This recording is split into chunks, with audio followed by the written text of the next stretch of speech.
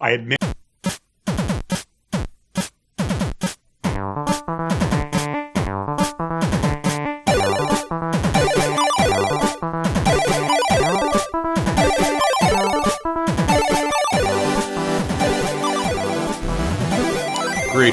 Greetings one and all. This is 372 pages we'll never get back. I am Michael J. Nelson. Tell him who you are. I'm Conor Listoka. Mike. Oh, hi, Conor. Yeah, good to see you. Good to talk to you. Yeah, nice to talk to you. Wish it was under better circumstances, but yeah, I was going to say, yes, indeed. It seems like every time we talk, there's something bad that we have to talk about. Yeah, it's like we just only run into each other at funerals. Yes. But no, we're making our way through. This is the podcast where we talk about bad books.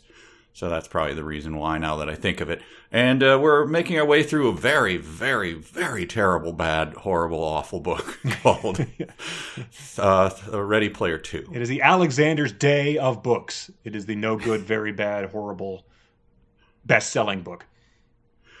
Yeah, but there's been a few developments. Well, a notable development. Why don't we just launch into that before getting into the meat of this thing? And we have the departments again, right? Of course. We're going to do real or fanfic. We have mail from listeners. We have dumb sentences And galore. I believe there's something from the dark web that we dug out. So we'll have to. Explore that. Great. I'll hit you with that as a surprise at some point in time. Great. Well, I'll start, and then you can, because I don't have there's an email involved here. Mm-hmm. But I had a meeting with our regular Riff Tracks meeting. For those who don't know, Riff Tracks is kind of what we do on the other side here. It's our main living. Mm-hmm. And our CEO is a friend and a beloved man, very well read, smart. During the meeting, it came out that he's a big fan of Ready Player One. It is which spit take across the keyboard. Right. It's like when you're having a Thanksgiving dinner and someone like an uncle lets something slip that you're like, wait a second, does he really believe we faked the moon landing? Like, does he? Right. Elders of what now? Like, yes. So there's a meeting with a bunch of other people, so there's not much. We didn't spend much time on it, but I confirmed, and he said, "Yeah, I liked. I was into those video games. I liked it. I'm reading Ready Player 2, and I'm enjoying that." He said. And I just said that's technically impossible. Like, right. Dude, it can't be true. So anyway, why don't you finish the story then? Well, I think it was either Saturday or Sunday night of this weekend. It was the evening, well past the time when you would typically email coworkers or friends, just because it's relaxing time, whatever. So obviously something was weighing heavily on his mind, and me and you just get an email with the subject line, page 280. And it just said, no introduction, no pleasantries, no how's your weekend. Ready Player 2 officially becomes unreadable. This book is so bad. I liked the first one, I admit, but this one, oof. And so I said, absolutely. I mean, good. I'm glad he's seen the light. It's like a cult member having the being deprogrammed or something. But then I flipped to. I was like, is this the Halcydonia chapter? Is this the part where he talks about his mother's death? Like, what pushed him over the edge? We have not gotten to page 280 yet. Mm. That is going to come in our next section. So at some point in time, you didn't cheat. You didn't look ahead. No, he wasn't looking ahead to find like real for fanfic or real. He got here, and then something happens probably in the prince battle that has broken his spirit. No, I mean you didn't look ahead to see what the probable event was caused him to finally toss the book across the room. But I'm guessing it's something involving the Prince Planet or something like that, and I for one cannot wait to find out what this is. What is the straw? What is the here and no further moment? But until that moment, let's say the 5th chapter of John Hughes universe, he's sitting there with robe slippers and meerschaum pipe, going, Yes, indeed. This Yeah. is good stuff. He's doing the John Candy chuckle. He's calling his family over to peer over his shoulder like a dad reading The Night Before Christmas to them type of thing. Look, honey, Yeah. Halcydonia. He's referencing Zoobilee Zoo. Ah. I guess so. It's like Anyway, a he said he would. painting. Yeah. Yeah, he said he would come on the show and defend his. Wow. All right. Or Oh, I did not know explain. that. That's yeah. There we go. So he sort of sighed heavily before agreeing to do it. So. That's going to be like a Jerry Springer segment of just like berating and Steve Wilkos holding me back. Exactly. Conor, please. He's a CEO.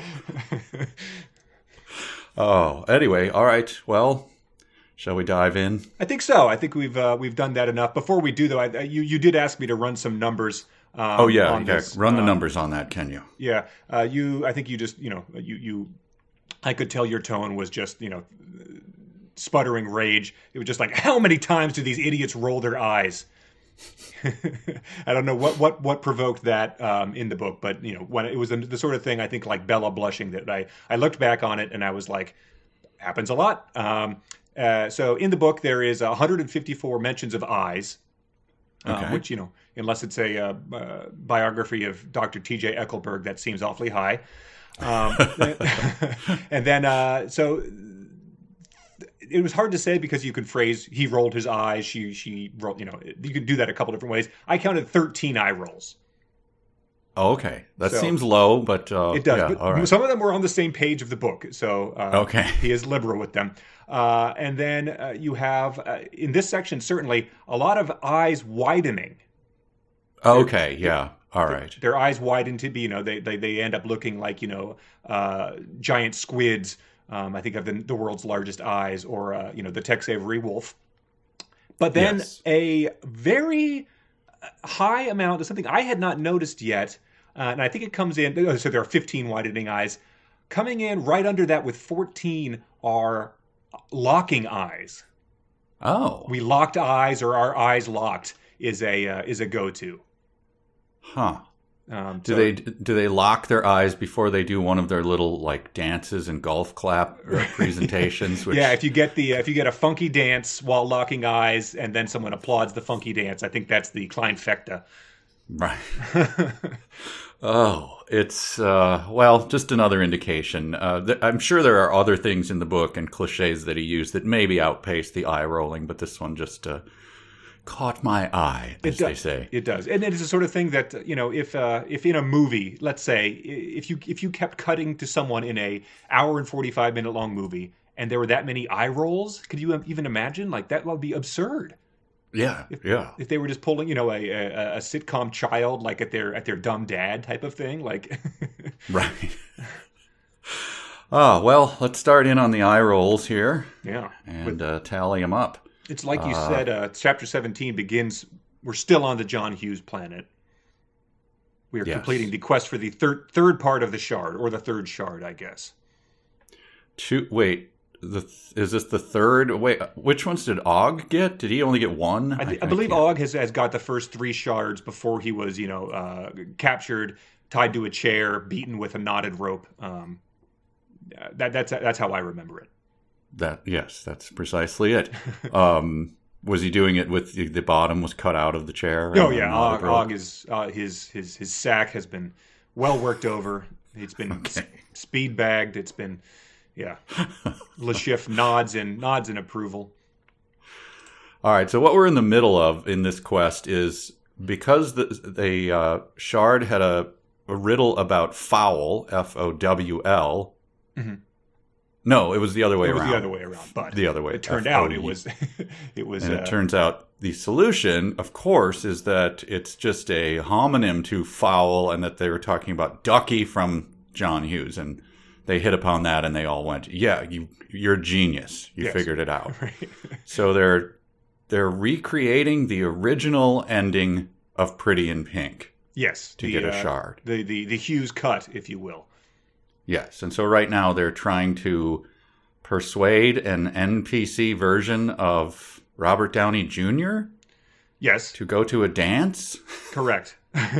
so Right. so he can meet NPC Andy McDowell. I mean, not Andy McDowell, the other one, and then they can be reunited, and that will then grant them the shard. But in order to do that, well, yeah, do they? I'm lost in my notes because so much of it was dumb that I didn't take notes of it. But it starts with them speeding through to reunite them, and I thought this was just an interesting way to start the chapter.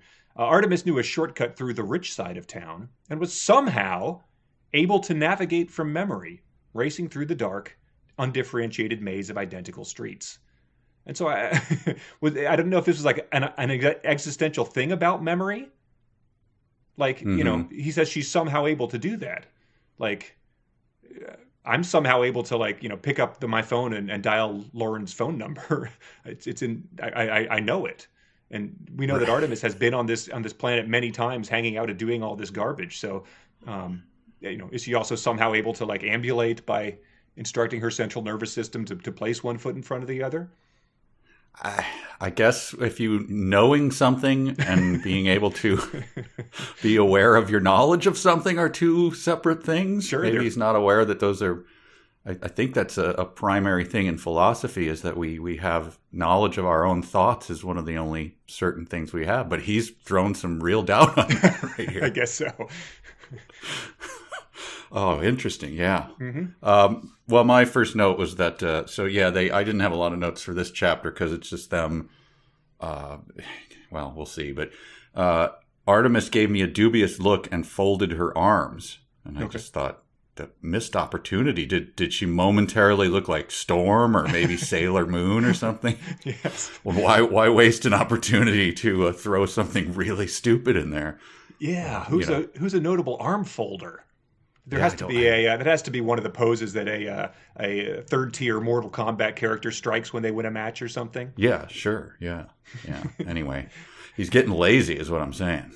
Well, so did they lock eyes there? Did you say, or just gave me a dubious look. So, did the eyes start to roll? I don't know. It's hard to say. That sounds like it's neither here nor there with the notable eye things. But then we get a needle drop of Modigliani, Lost in Your Eyes by Book of Love, and hearing it, Artemis glanced over at me, and we shared a brief smile of recognition.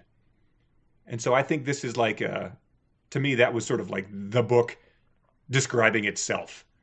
Like that's what we're meant to be doing here. We're meant to just be reading things and engaging in brief smiles of recognition as we do it.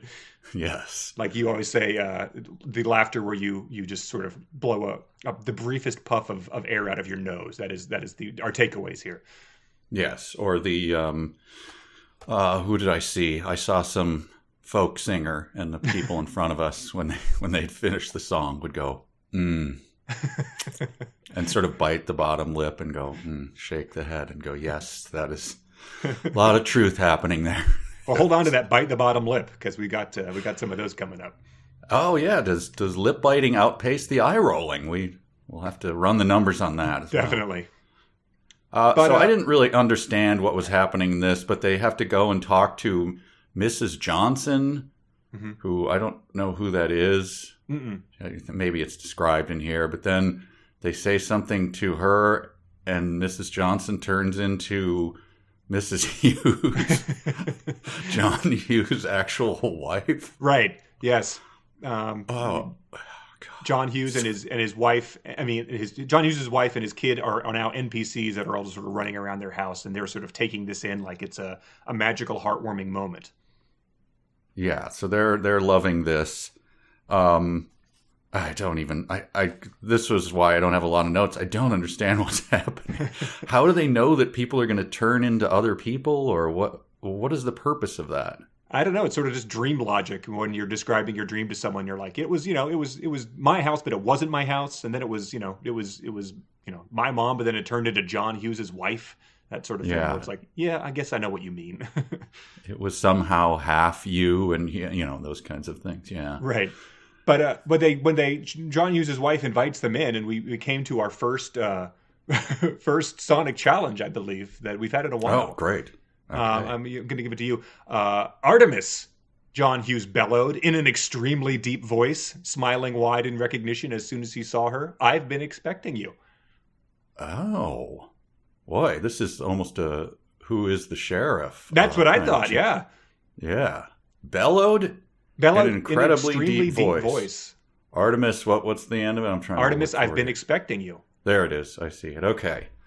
All right, I got to back off the mic, of course. Please. And hope that neighbors are far enough away. Right. This hopefully is not going to hit like the brown noise tone or anything like that. It's going to be that deep. Artemis! I've been expecting you! There we go. That was sort of it's like hard to bellow in I can get lower, but I can't bellow in the lowest voice. Yeah, it sort of just oozes out. That was good. That was like a Muppet giant. Like maybe the ghost of Christmas is to come that comes or Christmas is past that shows Scrooge around. Yeah. So I don't get what I'm not understanding how they have this attachment to NPCs. It's revolting. Because she's like hugging him and laughing him, and they're slapping each other on the back and just having a great time with an NPC. Artemis laughed and hugged John Hughes while giving me a "can you believe this is happening" look over his shoulder. So Artemis has, as the Princess Diana / Mother Teresa / Joan Jett has, undoubtedly meant, royalty all over the globe. Presided, Warren Black at state funerals for important people, and yet, yeah, she's just delighted by someone who they both understand not to be the actual John Hughes, to be a computer simulation of his mind, and she's just sort of fangirling out, as they say. She is super excited to, meet a computer simulation of the guy who wrote Curly Sue. So, trying to put that in perspective. But yeah, he's impressed that the John Hughes NPC has a firm grip when he shakes his hands, which again is like, it's not a good thing to think about when you're just, in a place where any given person you meet in the Oasis could be a 49-year-old pervert in his basement. You just don't want to be thinking about their grips, I would say. Right. So he does what they ask him to do, which is to find the original draft of the Pretty in Pink script, which he does, and he's delighted to do it. I don't know. I didn't understand. I guess, it's just how he's programmed. So yeah, he's an NPC. He doesn't have a lot more going on. So yeah. And when he does, he shouts, "Victory!" I guess. And then a golden shaft of light descended from the ceiling for a few seconds, bathing him and the script in its glow as we heard the sound of angelic chimes. My God. I don't know what to say about that. I just I wanted to present you with that moment. It's it's something out of it's biblical, I guess, is what we're supposed to be taking away here from, again, the author of 16 Candles. Yeah. So plot wise, what else do I have? Oh, I just they take a look at a look at his script, and he sees Pretty in Pink, and that gets our, I think, first big goofy grin that Artemis has when she examines that. But then they take a look at his at John Hughes's computer keyboard, and he says, Wade says, "Weird," I said, grabbing the keyboard to examine it more closely. That was when we both saw the brand name and the model number. So this is good. He's only noticing details when he stops to examine things. He's not looking at details, before, that, it doesn't happen in reverse order. So order is somewhat restored to the universe here. Good, thank God. But then we get a Dan Brown Digital Fortress style puzzle, because they notice that 4 keys of the keyboard are missing, K-I-R-A, and Artemis says, "Holy shit, Kira." So you have that Susan Fletcher once again level of genius from our two heroes here. And immediately after that, when she says, "Kira," I nodded. Then another light bulb went on over my head. I didn't understand. Is that supposed to be literal? Is that a thing that happens in the game? I don't know. We just had John Hughes being bathed in angelic light like a angel reading from on high. So it could be. So it turns out that this is the keyboard that was in Weird Science. Mm-hmm. A Memotex MTX 512, and he says, I should have realized that when we were back on Kodama or something. Like he sort of, hits himself on the head like, dang, it's so obvious that this is the keyboard from Weird Science. Oh my God, it's madness. Right. Imagine, your favorite thing in the world. And then, so this guy, Ernest Cline's are obviously terrible 80s movies. But I put together a trivia night like a couple weeks ago that a bunch of jackals showed up to participate in. And Lauren was like, I think you might be getting a little too in deep with some of these trivia questions. Like, these are things you like and know about, but not everyone's going to know. And I was like, pish posh. Everyone will know this answer. And then, people, of course, did not. But if you did a trivia night and you're like, what was the model of the keyboard in Weird Science? People would just like overturn their table and storm out because they would just be so annoyed. I guess, the trivia, if you take it at its word, that is the most trivial thing a person could think of. So sure.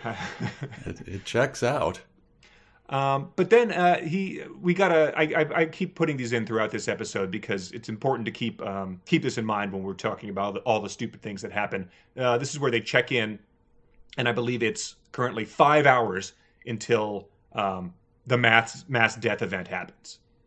Before the 12 hours are up and everyone dies and they're strapped into their rigs. And so that puts this next part in perspective.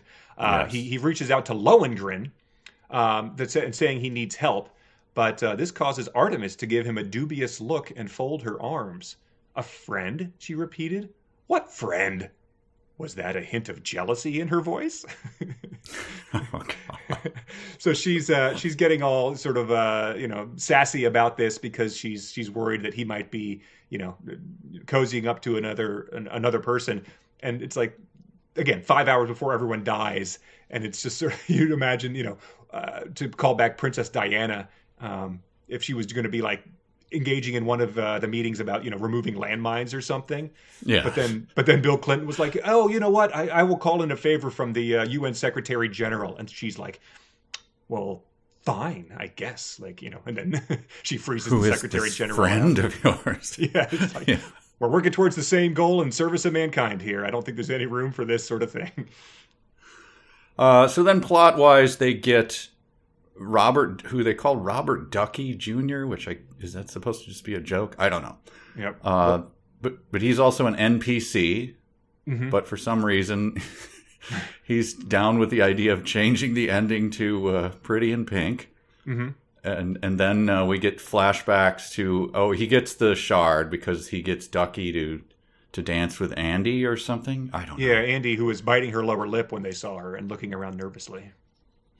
And then he becomes Kira again. We know what that means. But here, it's all of this idiocy is topped off with a nice Clinism at the end. So here we go.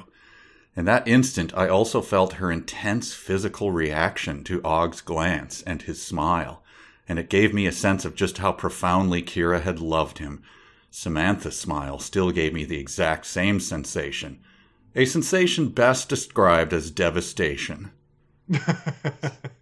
So again, his commenting on his own, right? That can only be described. A sensation best described as.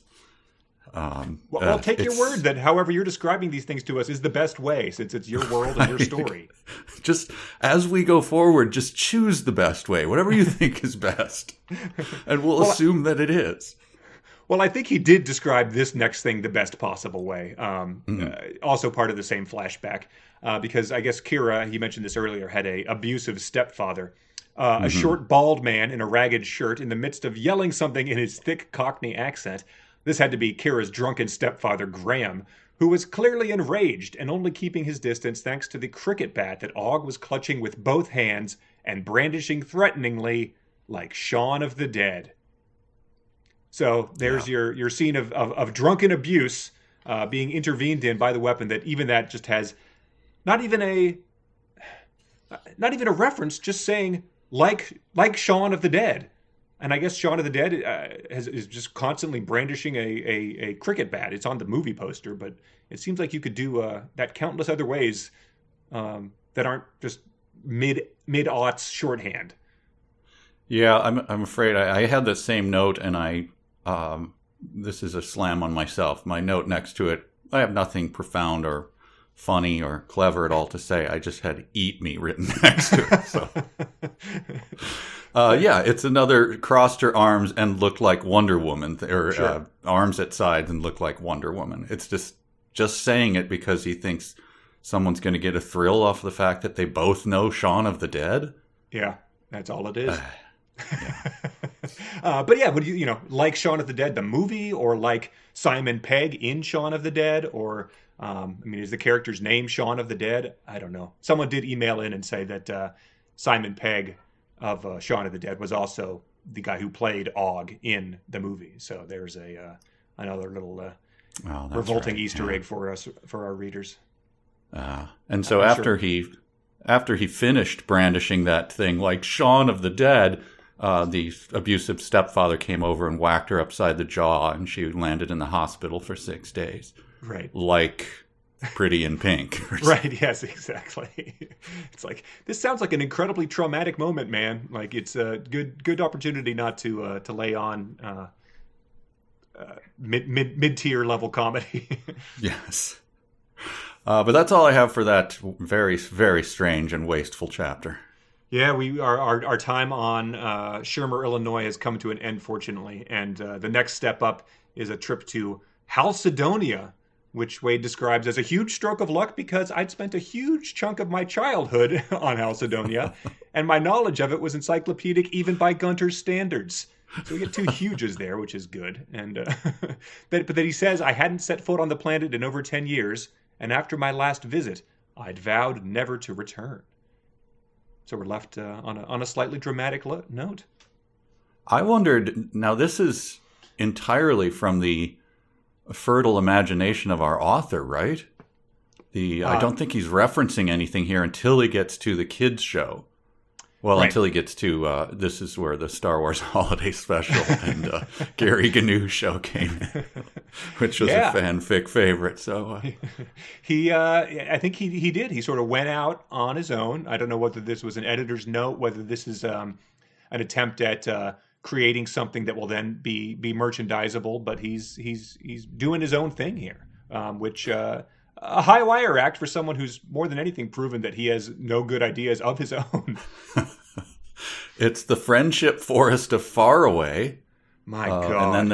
And then if you complete like math puzzles or something, you get a bee-free treehouse. Yeah. Because when you're growing up in the stacks, the one thing you want is to put on your haptic suit and hang out in a treehouse. In a treehouse with an endless assortment of furry friends and anthropomorphic animal teachers. Yes. So I think this is like the closest we're going to get to that side of the internet, to the even to inflatable rig cows. I think this is where that element hangs out in Halcydonia, teaching people. Yes, and he would. His mom was still around, so here's a reference to his mom. And I can only think of her hands at this point, but whatever. Sometime after she got off work, my mom would log back into the Oasis and join me there so I could tell her about my day or show her the artwork I'd made or introduce her to one of my new virtual animal friends. Can you imagine being tired from work and having to go through that bullshit? Oh, my God. Yeah, just coming home. This idiot telling you about it. Yeah, coming home. Great, all you honey. want to do is back-to-back viewings of Say Anything, and your son is making you look at the raccoon who taught him the ABCs. It's one of my sons, when he was very young, would describe entire Arthur episodes to Bridget until she had to tell him, that's not interesting. You can't just do that. No, you don't understand, Mom. He held his hand in a fist. The camera zoomed in on it. That's going to be huge in 15 years. Right.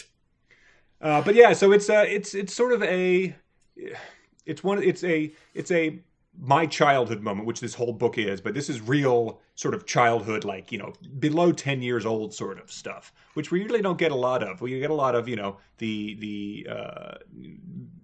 preteen and teenage like fascination with Transformers and that sort of pop culture. But this is real like 6 and below type of educational thing.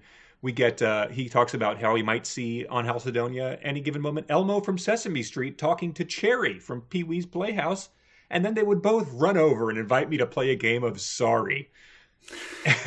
And so I looked it up. I'm not the idea of a mobile Cherry from Pee-wee's Playhouse. I don't think it actually ambulated around, and it's a terrifying thing to envision. Like Cherry just galloping across a landscape towards you it's the sort of thing where then you would turn to run, but your legs wouldn't work, type of thing. Right. You keep looking over your shoulder, and it's gaining on you. Not a good mental image. Point. Yeah. Yeah. Your point is taken about this whole book is an exercise in infantilizing everything, but he actually just becomes an infant in this one. Mm-hmm. Just references to TV shows, and it gets to this, which is very reminiscent of when I was a kid, there were always these 20 explosive hits from. It's been much parodied, just like naming songs and playing a little clip from them and hyperactive. Freedom Rock, turn it up. Yeah. Well, this one he says. You could just watch any show, which is a bizarre thing. Like you talked about millions of virtual tree houses lined up, literally millions of them. But amazingly, you can watch old TV shows. And then it just goes on to say, shows like 3-2-1 Contact, The Big Comfy Couch, Captain Kangaroo, The Electric Company, The Great Space Coaster, Mr. Rogers' Neighborhood, Pee-wee's Playhouse, Romper Room, Reading Rainbow, Sesame Street, Zoobilee Zoo, and many, many more. Right. That's in his prose. Like, what are you doing? Yes, we understand. Yeah. You can watch TV shows. And multiple readers wrote in to point out that list is in alphabetical order. Yes, it is. But yeah, I don't know why he needs to leave it to us to envision TV shows. Because if you said picture a TV show, I'd be able to do that pretty easily. But I guess some of his readers need the assist. Mm-hmm. But yeah, I wonder which ones, if he was doing a Time Life ad, like which ones of those TV shows would get the treatment like the where they actually show the clips, Because in what you were describing, Freedom Rock, they would say like, Eric Clapton, cocaine, and that it starts playing the riff. Or, but then it scrolls past, 5 more before it goes to the next one. So you've really got to highlight, I would say, Zoobilee Zoo. I'm not sure if, I don't know if Great Space Coaster warrants that treatment. It's sort of like the Oscars where who gets the biggest applause in the in memoriam. Right. I'm sure, that would be probably Pee-wee's Romper Room. That's pretty, well, I guess that ran for many years. Do you have any memory of that? No, just the name. I don't think I ever saw it. That was I think that was just a syndicated one. You just anybody could host in any town, could be a romper room. Oh, man.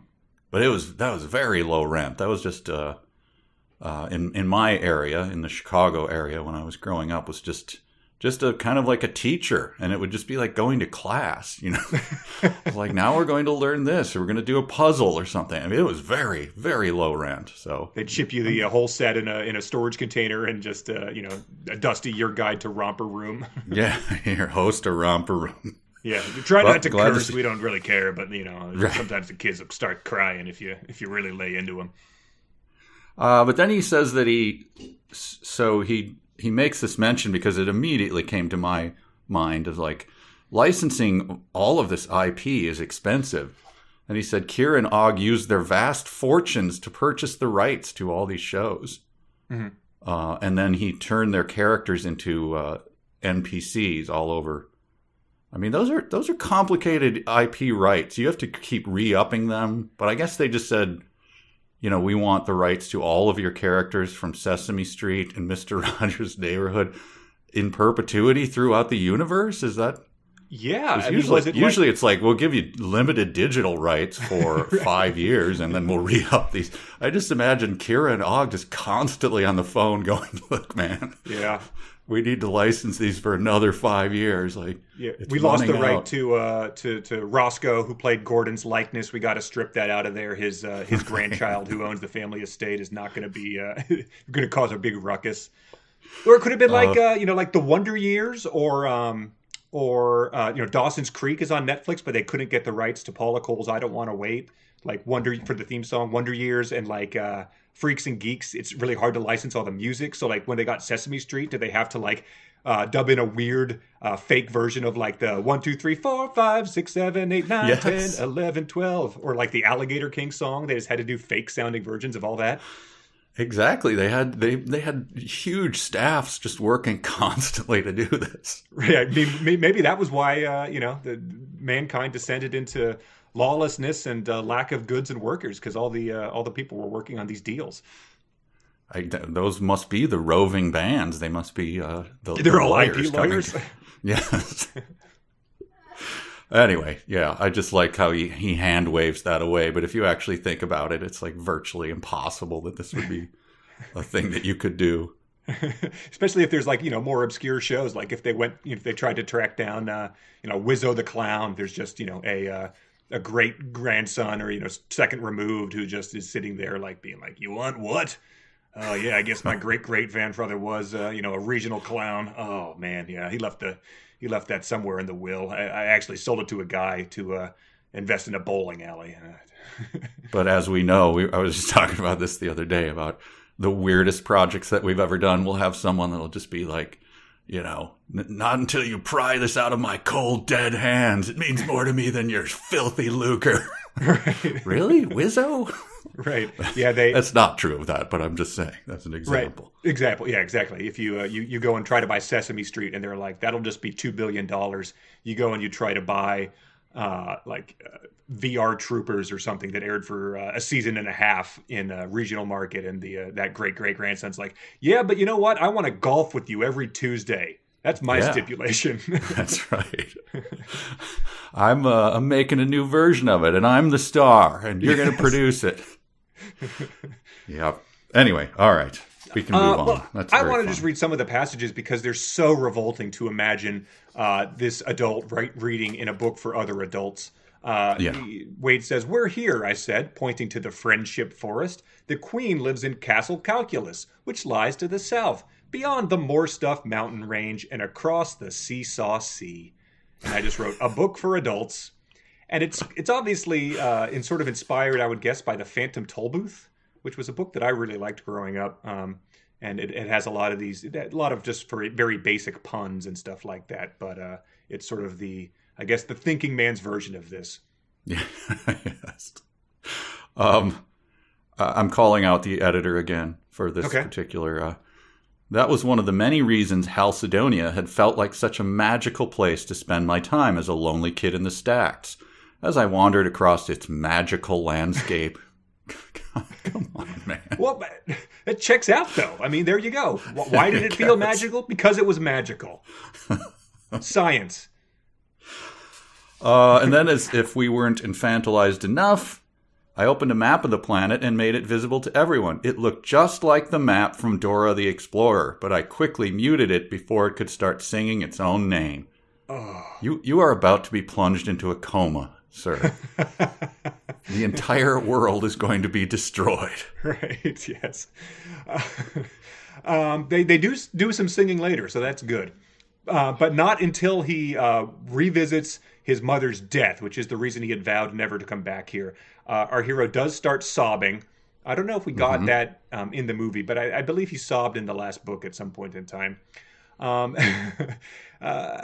And, obviously we don't like this character and we don't like the book. But you want to give him the benefit of the doubt. This is an emotional moment. We've all lost loved ones, so we can all empathize here.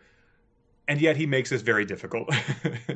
He says, "Samantha knew all about my mother and how I found her dead of a drug overdose on our couch when I was 11.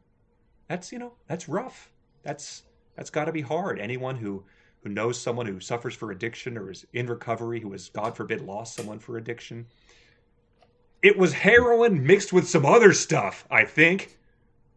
He can't help it, just shoot himself in the foot in this moment. He tries to solemn it up and just trips over a barrel into another barrel full of pickles. What on earth? Heroin mixed with some other stuff, I think. Yeah, I wonder if I should ask someone. Oh, well. Yeah, right. Just my Some mom's other death. stuff. Was it mixed with, the powder from a Lick-O-Maid? Was it mixed with double down here, man? Was it, fentanyl, or just pixie sticks? You're in charge here. You're writing this. Right. You're also the richest man in the world. You can say, I want this dug up. I want this case reopened. I want to find the man who sold her this, and I want to cut off his fingers one by one. Right. Maximum revenge. Speaking of undercutting, okay, we just had that moment. Now we get this. I led H, Shoto, and Artemis to the wheelbarrow and stood on a specific spot on the road beside it, then began to sing at the sky as loudly as I could. And maybe you know the song. It's the Great Space Coaster. I do not. I don't know the tune. I don't know the show. Get on board, singing at the sky as loudly as he could. On the Great Space Coaster, we'll explore. My note next to that was, hey, how's your space arc going? I forgot about the space arc. Isn't it packed with embryos and stuff? Yes. Are the people on board that? I guess they have their own Oasis or whatever, so maybe they're not tapped into this thing, but... Yeah, anyway, it just occurred to me while he was singing Great Space Coaster to the sky as loudly as he could. Right. Artemis, who had, opposed that plan, who walked out of there, who voted not to ratify it, never spoke to him for 6 months after that, laughed and nodded with recognition again. And again, moments after he was sobbing at the memory of his mother's heroin overdose minutes ago. This is just to go back to the heroin. It is one of the dumbest things I think in the book, which is of course saying a lot. But he goes into some weird turf. He says that he had resisted the urge to explore what heroin felt like through the ONI's flick syncs or whatever. Right. But then he eventually gave in so he could sort of see what it was like. But he says doing a drug via ONI playback wasn't the same as shooting it into your own bloodstream. It felt the same, but it didn't cause the same long-term damage or physical addiction symptoms, and it removed the risk of accidental death. So it allowed me to experience the same high my mother had without destroying my brain and body in the process. Because if there's one thing that we've learned about the internet in the past 10 years, addiction, life destruction, ruining of things, it's not going to happen. It's just the computer. It's not real life. You can't get addicted to social media or pornography or anything else on there. It's as safe as in your mother's arms, all of it. It's incredible. It's interesting that they took the time, I guess, during engineering, development, and testing to make sure that drugs worked with the ONI suit. Curious thing to do, but hey, that's thorough. Right, yeah. The logging in for the 13th time that day. I just want to feel how the heroin felt again. I'm not addicted because there's no physical thing. I just want to feel that sensation over and over again. Right. They also the Great Space Coaster was chanted at the edge of the Bee Free Forest, which contains an area named Holden's Field, a large flat open field of rye perched precariously on the edge of the cliffs of Salinger, and just like his spaceship being named the Vonnegut, it's just so jarring when you in the field where he's encountered Cherry the Chair and the Great Space Coaster, and then you encounter the Catcher in the Rye. It's so jarring to have things that are of actual critical renown wedged into all this trash. It's very jarring, especially since 2 sentences before he said, "We don't have time to stop and play Blue's Clues, okay?" So, yeah, it's very jarring to suddenly, please, we are being infants here. Remember that. Yes. We're not reading Salinger right now. And you could, in theory, have if he says that he had completed several different book report quests at several different grade levels here. So the teachers really need to get their curriculums in order in terms of being no, Mrs. Jim Goshen in 6th grade, she made me do this. I don't need to do a 7th grade report, Mrs. Davis. Keep reading The Catcher in the Rye every year. But then there's no lessons taken away. Just off the top of my head, I was like, okay, so he could learn. Holden's obsessed with phonies. He learns that this simulation of real life is fake. He needs to go outside. There you go. Superficial lesson learned here, but nah. No, just a name nothing. drop. Just a reference. Seconds later, he's talking about kids shrieking with glee as they're flying around in their spellicopters. So once again, he can just go straight to hell. I have 2 Sonic challenges for you. The first one we kind of have to do together because behind me, I heard all 3 of my friends inhale sharply. Okay. So we'll just count down. This is a Dale M. Courtney-esque simultaneous, everyone doing it at the same time. Okay. 3, 2, 1. Okay, you did more of a gasp, and I did more of a sucking in air through the teeth. All right. Okay.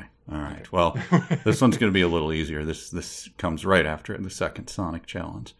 When I saw it, I began to chuckle in disbelief. I guess I sort of just did that. Let me do an exaggerated version now. Okay. What does he see? Or do you know? I forget what he saw. The Great Space must Coaster? Be a clue or a spellicopter. I don't know what he saw. Would you believe that? You kind of have to vocalize that to let everyone know. Well, just done him disbelieving. I mean, otherwise, it's no different than the chuckle of hearing it's the '80s song by Mondragon or whatever that was called. Right. Yeah. Then we get some strange stuff. So we're flying around in spellicopters. We're seeing Great Space Coaster to the sky, and then Rain Man shows up. Mm-hmm. Why? What? Well, this is something that he looks at and he pretty much hangs a lampshade on, saying like, I couldn't tell what it meant, but I clearly knew it meant something, and I would have to figure it out later.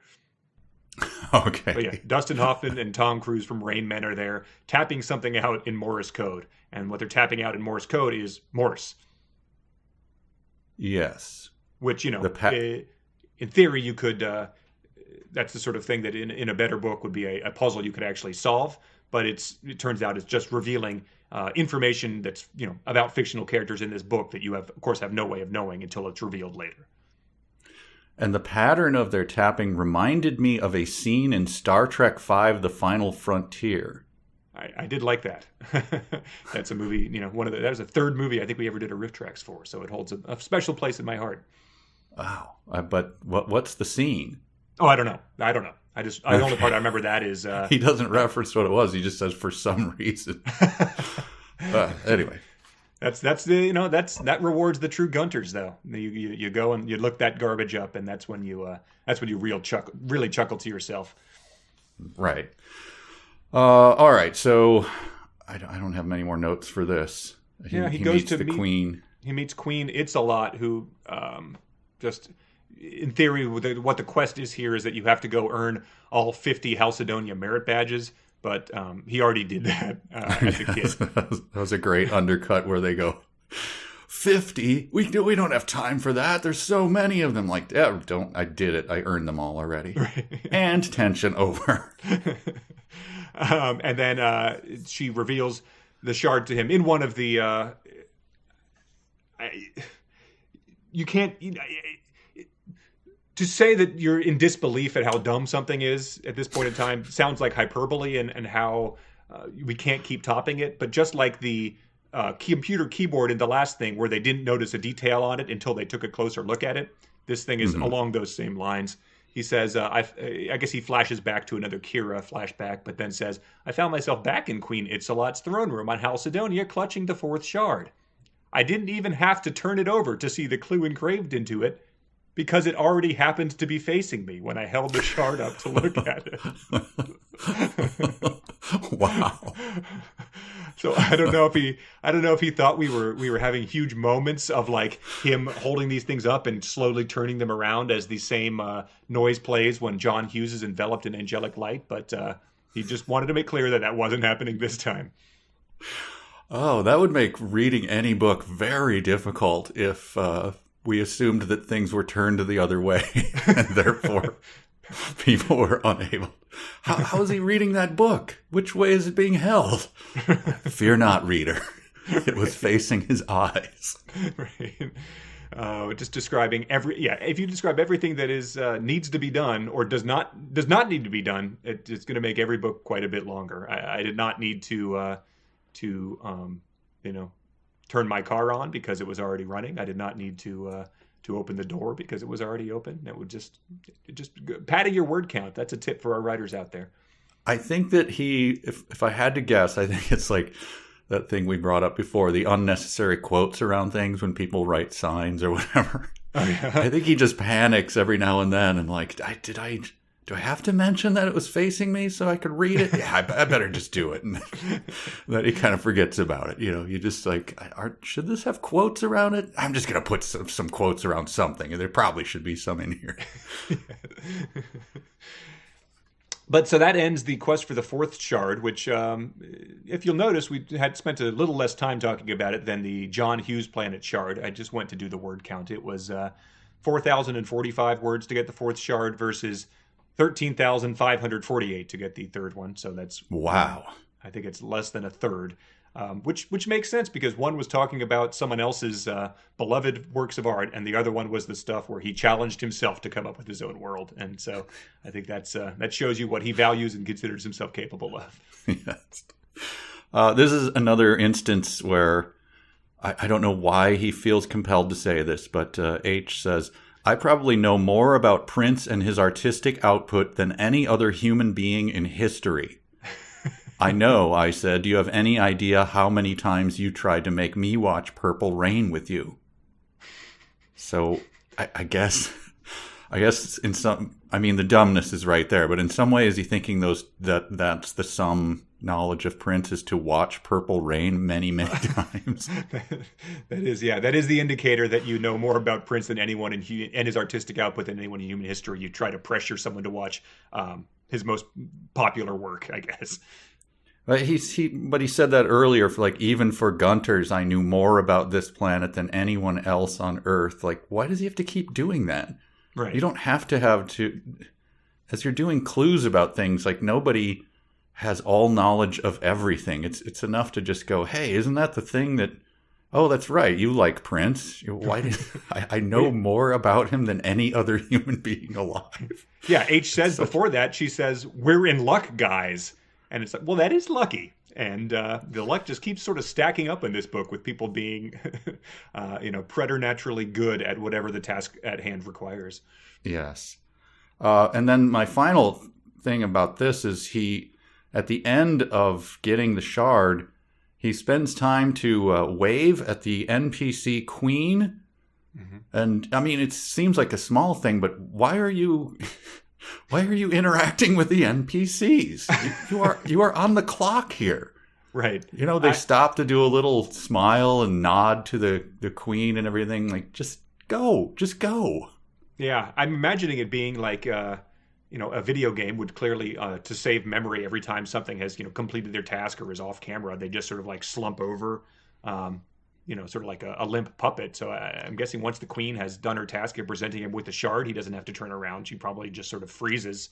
So he's waving at a mannequin.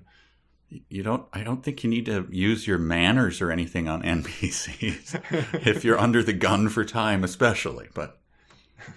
But yeah, he does not know Prince because when H pressured him to watch Purple Rain, it made him feel a little sexually confused and uncomfortable. So we've got that to look forward to. And I like this response from Shoto, who Shoto doesn't do a lot, but he does make his contributions incredibly stupid and valuable throughout the duration of this section we read. But Shoto says, "So where do we need to go? I take it there's a Prince planet somewhere?" And H scowls at him and says, "Yes, fool." But, this is, again, Shoto, who has grown up his entire life, the Oasis has existed, saying that would be like me just saying, like, Prince, I suppose there's a Prince fan site on the internet? Yeah. Like, well, yes. Like, there's a site for, probably like dogs who look like celebrity, like dogs who look like Lady Gaga. Like that site exists. You don't even have to, I would bet you money that exists. Like, but H clarifies, he says, we don't call it the Prince planet. Its name is an unpronounceable symbol. And I just read that and I was like, that was always the default. That's if you Google unpronounceable symbol in quotes, it's all about Prince. And everyone just sort of agreed you were going to call, I guess what it's called, love symbol number 2. The way you say that is Prince changed his name to an unpronounceable symbol. But how many? You can't pronounce symbols. Like every symbol is by nature unpronounceable, right?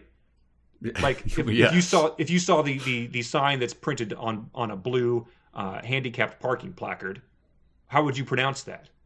Yes, right. Yes, or like it symbolizes. Yes, if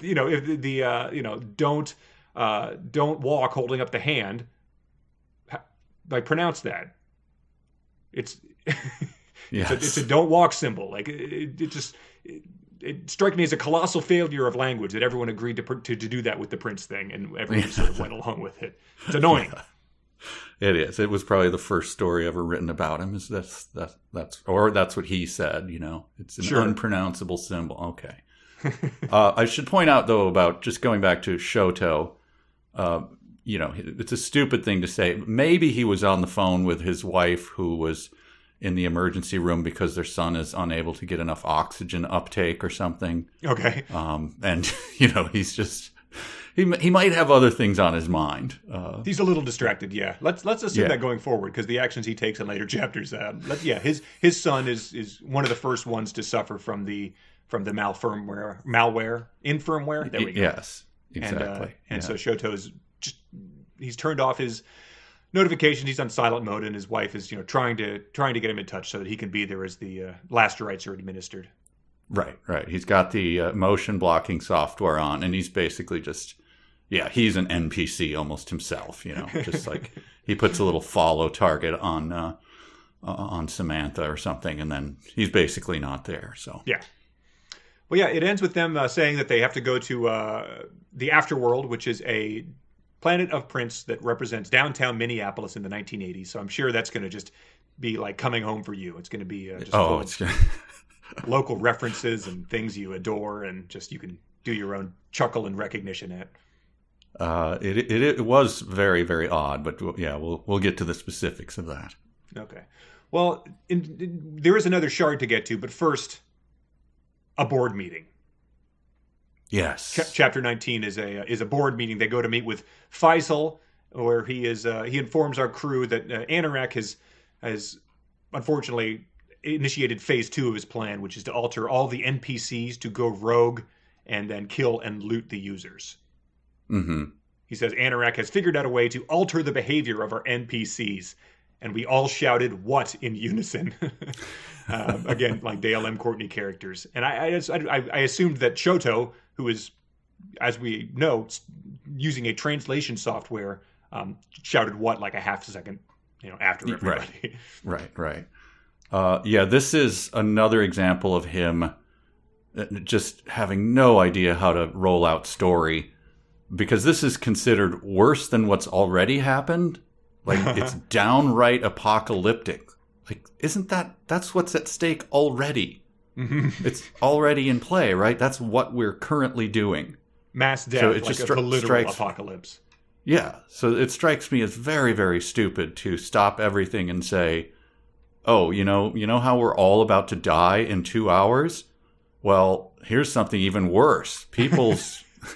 avatars are being destroyed by NPCs, and they all go, God, you're right. That is so much worse. Well, yeah, I guess he might be saying like this is going to start to alarm people that we've already assured, remain calm, like Kevin Bacon in the classic 1977-80s movie Animal House. Right. But I guess it's going to tip people off because things are turning into a nightmarish mashup of Westworld, Future World, and Jurassic World. So he can't even like he's just using the previous scenarios that yes, all of those books use, and even some of them were written by the same guy to drive home his point about what's happening here.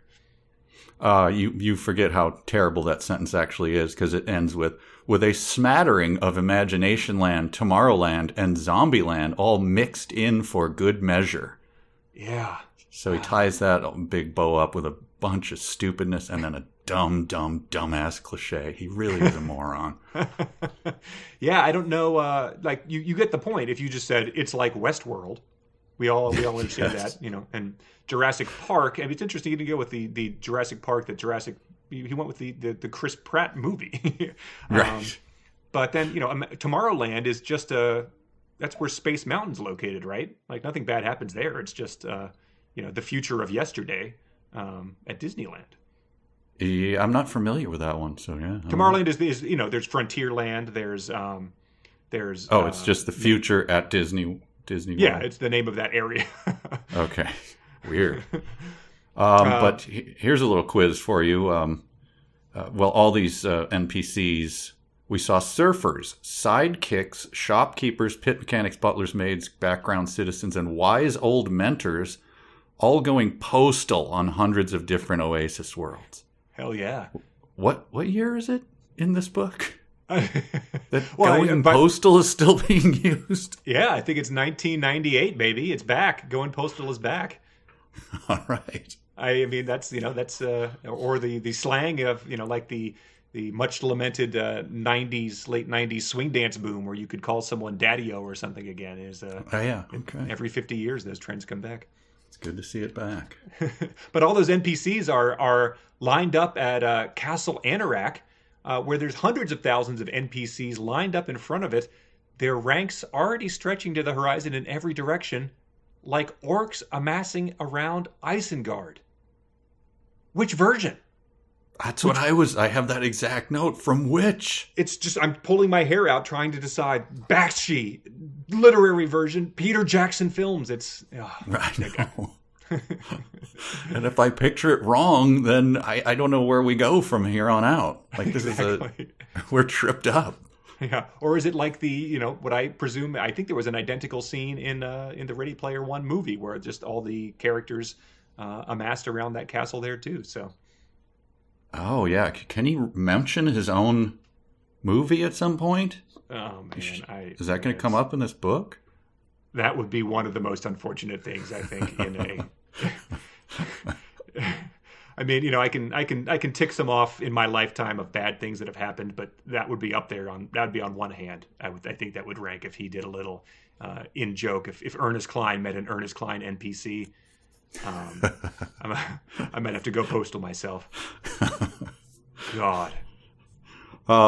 We get an indication. We keep hearing about, again, roving bands and all of that. World on the brink of collapse. Sorrento appears to be accessing the simulation through a series of overseas proxy servers to mask his real-world location.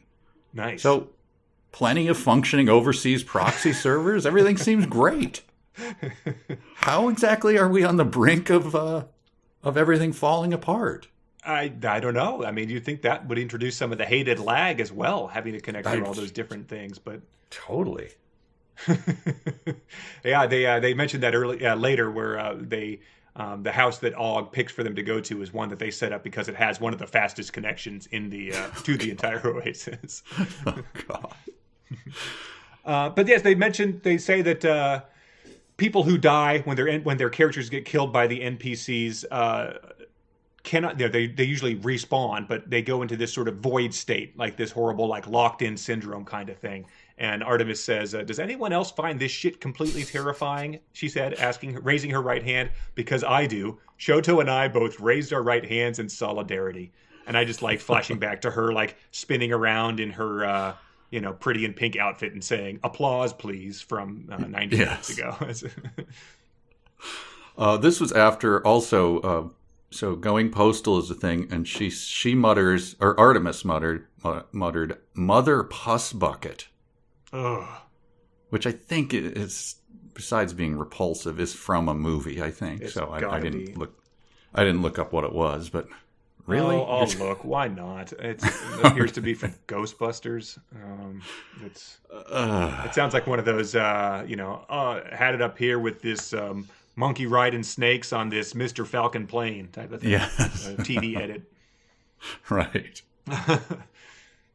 But so they say that they describe it thusly that things were beginning to spiral out of control, which is what you described earlier as, minutes away from the mass death, but that's the equivalent of, Hitler, loading the gun in his bunker, being like, things are really spiraling out of control for me now. Yes. But Faisal considers, we just put out we just lie and say everything's fine and all of that again, right? Uh-huh. And so that, but then they just override him and say, no, we have to do something about it. I'm just trying to get the plot in my head here. Yeah, Faisal just suggests that. But Faisal is sort of an NPC in itself. He just sort of does what he's needed to, and then he's quiet as everyone else has conversations around him. Okay. But they do they call? Is this the? Oh yeah, they decide that the high score that Og got in the Sega Ninja Princess game turned out to be a clue, and then it indicates the address of a house he used to live at, which someone describes as hiding Og there would be a pretty clever move. Actually, it's definitely the last place I would have ever thought to look for him. So to use that character's logic, the last place they would ever think is one of the houses he used to live in. Yes. A place he has an incredibly strong connection to, not like, a Shakey's Pizza in Dubuque or whatever. Right.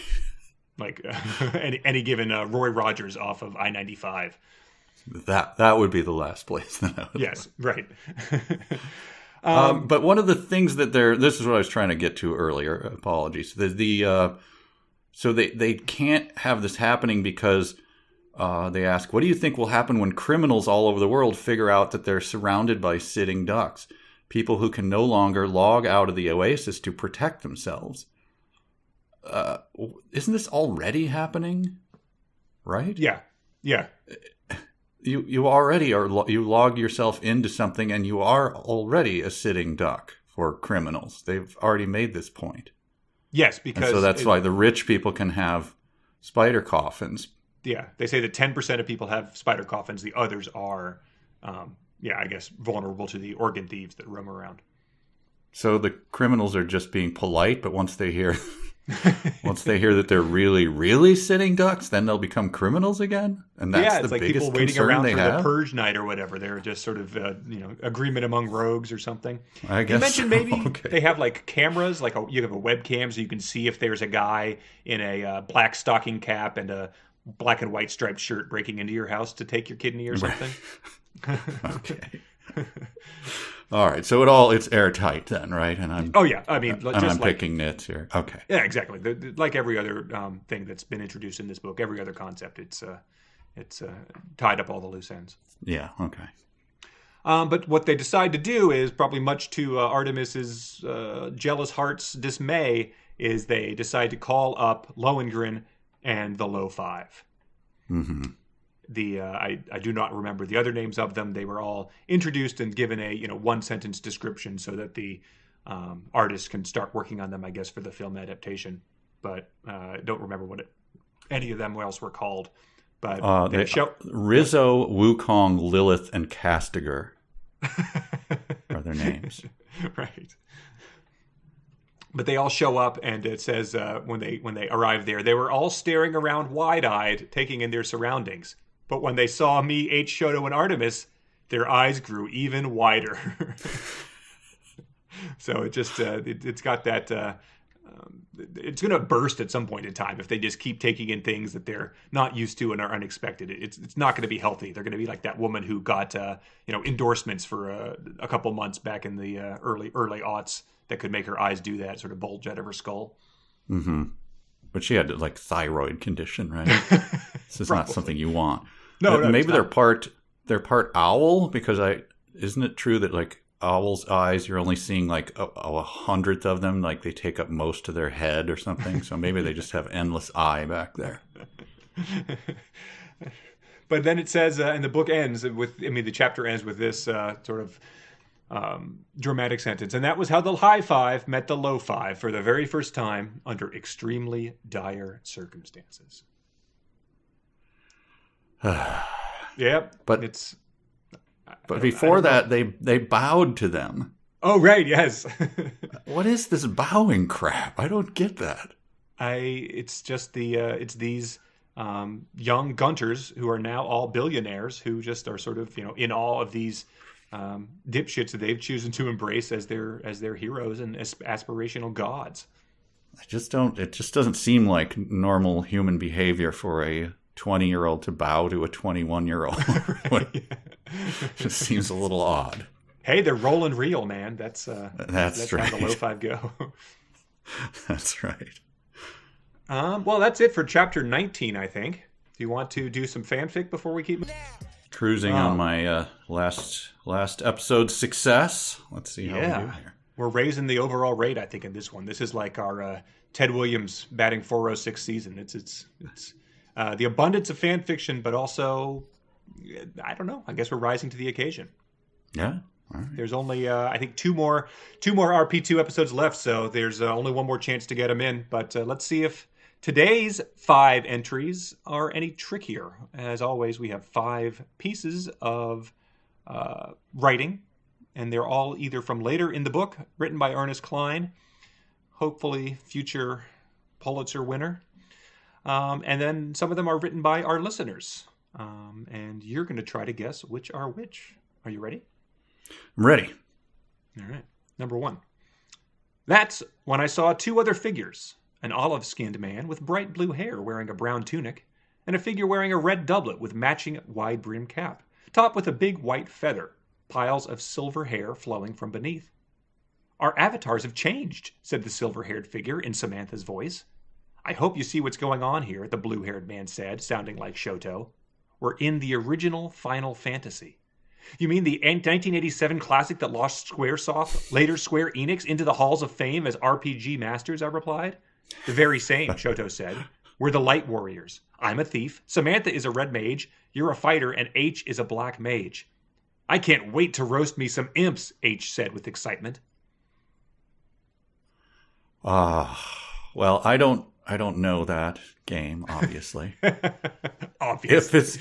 If it's real, the what did you wait, you saying you've never heard of Final Fantasy? No, I don't know anything about it. Okay. Oh, okay. All yeah. right. I've heard about it. You could probably picture these 8-bit characters. I bet you've seen someone use one as their avatar before. I'm sure I have. Wasn't it? It was a movie, though, or a series of movies. Yes. They made some movies that were like, early 2000s computer animation that were like as hyper realistic as you could get then. Yeah. Sort of like I'm going to say that that's fanfic. Okay. Number 2. Artemis quirked her head at me, and I felt my heart beat faster. What's the plan, Z? She asked. We're going to need gunters. Lots of gunters, I quipped, doing my best Neo imitation from The Matrix. But it came out more as Ted from Bill and Ted's Excellent Adventure. Keanu Reeves is a hard voice to match. If only Will Smith hadn't turned down the part of Neo to film Wild Wild West. I'd made Artemis snort laugh dozens of times quoting his films in a perfect imitation. Even H had to admit it was spot on. Okay, Neo, Artemis said, still instantly understanding my joke. She laughed, but then the sound faded and she shook her head. It won't work. Anorak will see us coming from a mile away. It'll make D-Day look like baby's day out. That's why we aren't going to do it in the Oasis. I jabbed my finger at the camera feed. We're doing it out there. We're doing it in the Earl. There's a lot of bait on that hook. I'm going to say that that's fanfic. All right. Haven't heard much about the Earl in the past 200 pages. No, what is the Earl again? IRL. Oh, the Earl. Yeah. The Earl. Got it. Number 3. You mentioned that you were taking guitar lessons, H said, to learn how to play a real guitar? Yeah, I said, still staring at the instrument in her hands. Why? Are you any good? I shrugged and clenched my hands into fists, because I was worried they might start shaking. Well, I'm no Wingy Malmsteen or anything, I said. I'm still learning. Well, school's out, Wingy, she said, holding the cloud guitar out to me. Duty calls. Wow. I believe is it Yngwie Malmsteen? Yngwie, damn it. Well, whatever. Well, I mean, it's pretty, what is it, Yingwie or something? Yngwie. Yeah, I think it is Yngwie. Yngwie. Sorry, Yngwie. Well, That seems like it could be a fascination of his. I'm going to say that that's real. All right. Yep, couldn't tell you a single lick. Here we go. All the quests here are trivia traps. You can't complete them unless you possess encyclopedic knowledge of Tolkien's entire legendarium. And I'm not just talking about the published version of the Silmarillion. You need to memorize details of a bunch of different conflicting, unpublished early drafts. And all 13 volumes of the history of Middle-earth. Sorry, I had research priorities. Like what? H asked, rolling her eyes. Watching Monty Python and the Holy Grail for a 200th time? That was one of Halliday's favorite films, H, I shouted. Knowing it by heart helped us reach the egg, you may recall. And it also happens to be a comedic masterpiece. So, you told me you'd read every novel by every single one of Halliday's favorite authors. And Tolkien was on his list of favorites, man. I sighed. The Silmarillion isn't a novel, H. It's more like a campaign-setting sourcebook for the Middle-earth role-playing game. It's full of stories and poems about the creation of Middle-earth, its deities, history, and mythology. Alphabets and pronunciation keys for made-up elven languages. I just never had time to finish it. H studied my face for a few seconds in silence. Then she pretended to sniff the air. I smell bullshit, Watts, she said, narrowing her eyes. Oh, the I mentions are good. Yeah, too. I'm going to say that that's fanfic because I really, really hope that that's not true. That someone would be expected to memorize all the copies of the Silmarillion, even the unpublished ones. Silmarillion discourse. Yeah, all right. All right, and we go to number 5. I approached my front door, and for the first time in a long time, I didn't want to face the emptiness that had defined the past few years. I was so caught up in my collection of classic cars and new systems and O&I coffins that I lost sight of the truth. Gaming is a communal activity. It's meant to be shared and enjoyed with others. Suddenly, the echoes that reverberated through the chambers of my home seemed a lot louder and colder. Before I turned the key in my lock, I made an oath. My home would no longer be a lifeless sarcophagus like Dracula's castle. It would become the greatest arcade to ever exist on the face of this earth or any other planet, open for anyone and everyone to experience. Except, I walked in to find my foyer transformed into the architect's room from The Matrix Reloaded, with all of the TV screens showing my many adventures, even the stuff I swore I kept private. Sitting in the architect's chair, of course, was Anorak. Oh, I don't know.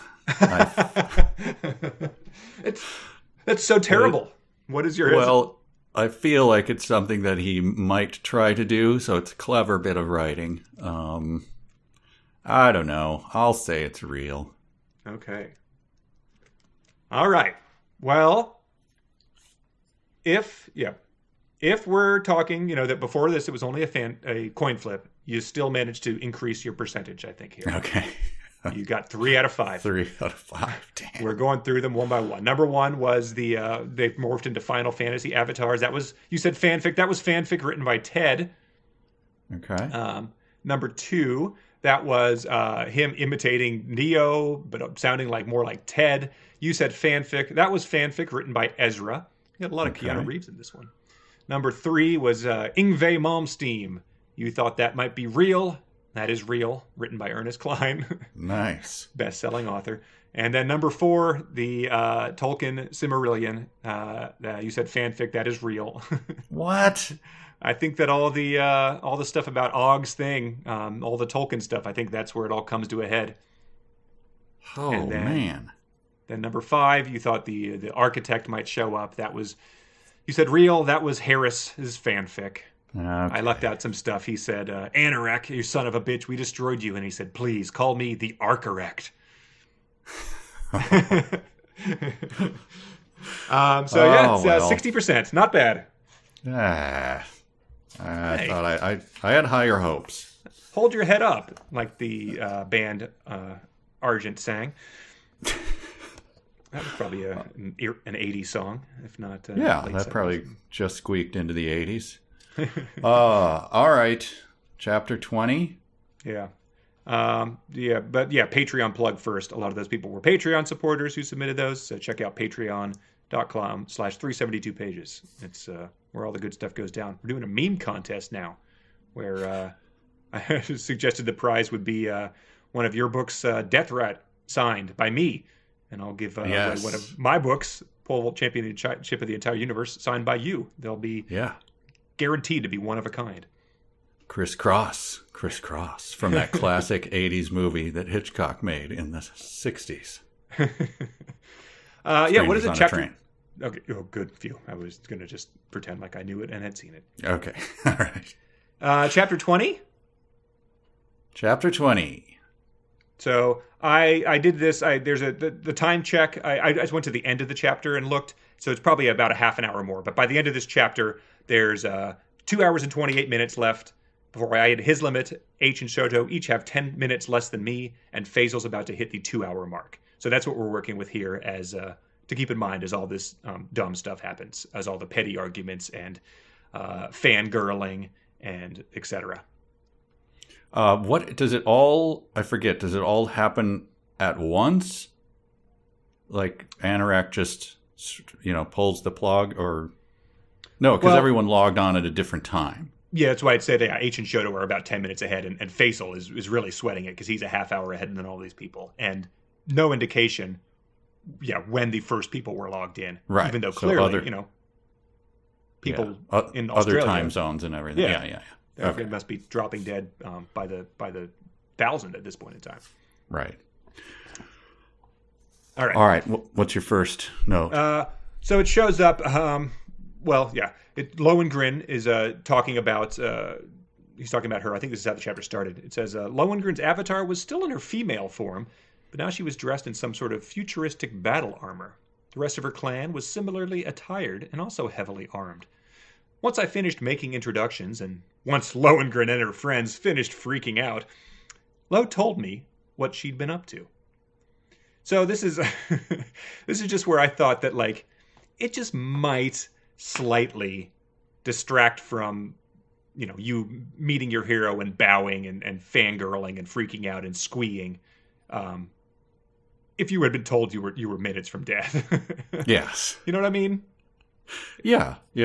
I also feel like she has already been on a quest with him, and he gave her $1 billion. I feel like the time for going is over. They've had a solid business agreement already completed. Yeah, exactly. It's she's had a taste of his life. She's already probably bought multiple islands. She's lived the good life. She can buy and sell people. So dial it back a bit. Yes. But I thought about this, how much it would actually sort of impact what should be a big moment, like meeting a hero. And it turns out that there are people who speculated that as well out on the D-Dub. Oh, really? That's what I call it now. You've cruised it enough now that I feel like you can get familiar with it, sure. Yeah, I've rerouted myself through multiple international proxies. My lag takes a bit of a hit as I do that, but it is the best way to browse the dark web because it's not all, imaginings of what characters in Dwight David Thrash books would do. There's also some gross stuff out there. Just to be safe, I would also just run all of your searches through Shoto's translator and then back into English. I think that does just an extra layer of security for you. It gives me some plausible deniability, I think. Sure. Okay. But yeah, so there are people out there. A lot of our podcast listeners, they reply to us on Twitter or Facebook, and the most dedicated ones, of course, are on Patreon. They comment, they participate in the Discord chat. But there's even some out there on the dark web who view these books through the 372 lens. And so they released this weird sort of speculative fiction about me. Oh, wow. Hey, Congratulations. You made it. Well, it's off-putting, I think, to be honest. I'd like to discourage it in the future because, I don't know, I'm just relatively a private guy. I don't need people, thinking about this. But they evidently did some digging. They discovered that I was a big Cal Ripken Jr. fan growing up. Mm-hmm. Like, I collected his individual baseball cards. I went as his baseball card for third grade Halloween. Like, my mom did one of those things where you cut a hole in the face. I think it was his 1988 Don Russ All-Star card. Anyway. Okay. But so they thought, what if I met my childhood hero, and they sort of did a reenactment of it on the dark web. Oh, wow. Well, that's I can see where that would get just a little too close to home. But let's give it a listen. Hey, thanks for coming to Orioles Fan Fest. Next. Hello, Mr. Ripken. Yeah, step right up, pal. What's your name? What's the matter? Mickey Tettleton got your tongue? Sorry. It just that I can't believe I'm meeting Cal Ripken Jr., the Iron Man himself. My name's Conor, and Mr. Ripken, sir, No, it's just Cal. Mr. Cal, sir, you were just my childhood hero. I get that a lot. Grew up in Baltimore, did you? Well, outside D.C., but it was before the Nats were in town, so... Oh, Conor, was it? I should let you know, we've got about 40 minutes to live. What's that? We're all going to die in 40 minutes. Nukes are flying in from Russia or Australia, I don't know. I think we're going to nuke them too. It's kind of a... You know that Sidney Lumet movie, Failsafe? Yeah? You do? Must have been referenced on The Simpsons or something. Well, they made us watch it in 8th grade. Why is that important? You just didn't strike me as the type of guy who would watch black and white Sidney Lumet movies from the early 60s. Well, dude, that's not important! Hey, a lot of people freak out when they meet their childhood hero. Well, that is not why I'm freaking out. All right, you got any cards for me to sign? I can't believe this is happening. There was just so much more I wanted to do. Last guy asked me to sign a copy of Cal Ripken Jr. Baseball for Super Nintendo. Forgot they even made that game. Who should I call first? Lauren? Or my parents? Oh my god, all the circuits are busy. I can't get through. Yeah, I got through to Eddie Murray earlier. He's stoic about the whole thing. But I'll tell you a time it wasn't stoic. Celebrating in the clubhouse after we won the 1983 World Series. I just wet my pants. Happens all the time. I'm used to it. Well, it's not because of you. Hey, you don't have to play it cool. Can't imagine you met many Hall of Famers. I think I'm having a panic attack. 2,131. I don't care about how many games it took to break Lou Gehrig's consecutive game streak. What's that? Gehrig? No, that's how many more seconds we have before the bombs annihilate the eastern seaboard. Hey, at least they're probably taking Jeffrey Mayer too, huh? Find a happy place. Find a happy place. Find a happy place. This is exactly how it went the first time I met Brooks Robinson. I sincerely doubt that. You just put people up on a pedestal, but hey, we're people just like you. Mine eyes have seen the glory of the coming of the Lord. He has trampled out the vintage where the grapes of wrath are stored. Speaking of grapes, you know who owns a vineyard? Eddie Murray. Ah! You're handling this better than the last guy. He was so nervous he told me to say hello to Brady Sanderson. I'm going to pass out. Conor, was it? Yeah, Cal? I just noticed you didn't verify this info about the imminent nuclear attack, at all. Huh? You just took my word for it that we were all going to die in under an hour. You didn't even ask the guy behind you in line or anything. Did you... I made it up, yes. Now, why would you do that? This is boring shit. I gotta spice it up. You know how many people come through here and ask me if Joe Ursulak was a nice guy? Do a lot of people ask that? Shockingly high. Is he? Joe Ursulak is a prince among men. Wow. Oh, that's great to hear, Cal. You know, I think childhood me just squeed a little. Got anything for me to sign? Yeah, right here, your Don Russ rookie card. Oh, Don Russ. So did Chan Ho Park groove that All-Star game pitch to you or what? The funny thing about that is... There you go. That's what it would have sounded like if I met Cal Ripken and he pranked me into thinking that that nuclear annihilation was imminent. Do you feel it was accurate? How would you rate the reenactors out there? To be honest, we always joke about how many words we've said and how they could pretty much assemble any deep fake from the amount of vocabulary we've fed into the internet. The guy pretty much, I think he was 98% there with my inflection. I think he probably just didn't mispronounce as many things as I would have in real life. Sure. Now, as a fan of a baseball player, have you read all of his favorite authors? All of Cal Ripken Jr.'s favorite authors? Yeah, when I got to the 11th book in the Silmarillion pre-trilogy, I sort of wondered like where he fit all the time for this in, because he did maintain 2 decades of high level athleticism. Yeah. So he didn't strike me as like a Sean Doolittle type who was reading on the plane. I think Cal was gambling or like challenging guys to push-up contests. But because if you had to know, like, what if you had to know everything about George Brett? Then that would be a little rough, because he likes to talk. Isn't he the one who talks famously about his bathroom habits? He is. He makes it a point to crap his pants once a year. Okay, and that sounds like something we're making up, like on the sense of a ABDL kind of guy, but it's out there. It's out there. All right, chapter 20. Yeah.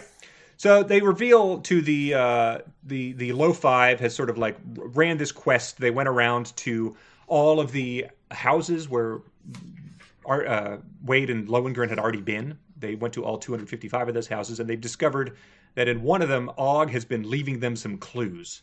And he's doing this, the way a kidnapping victim might, leave clues, like the way the guy in Stephen King's Misery moved the penguin or something.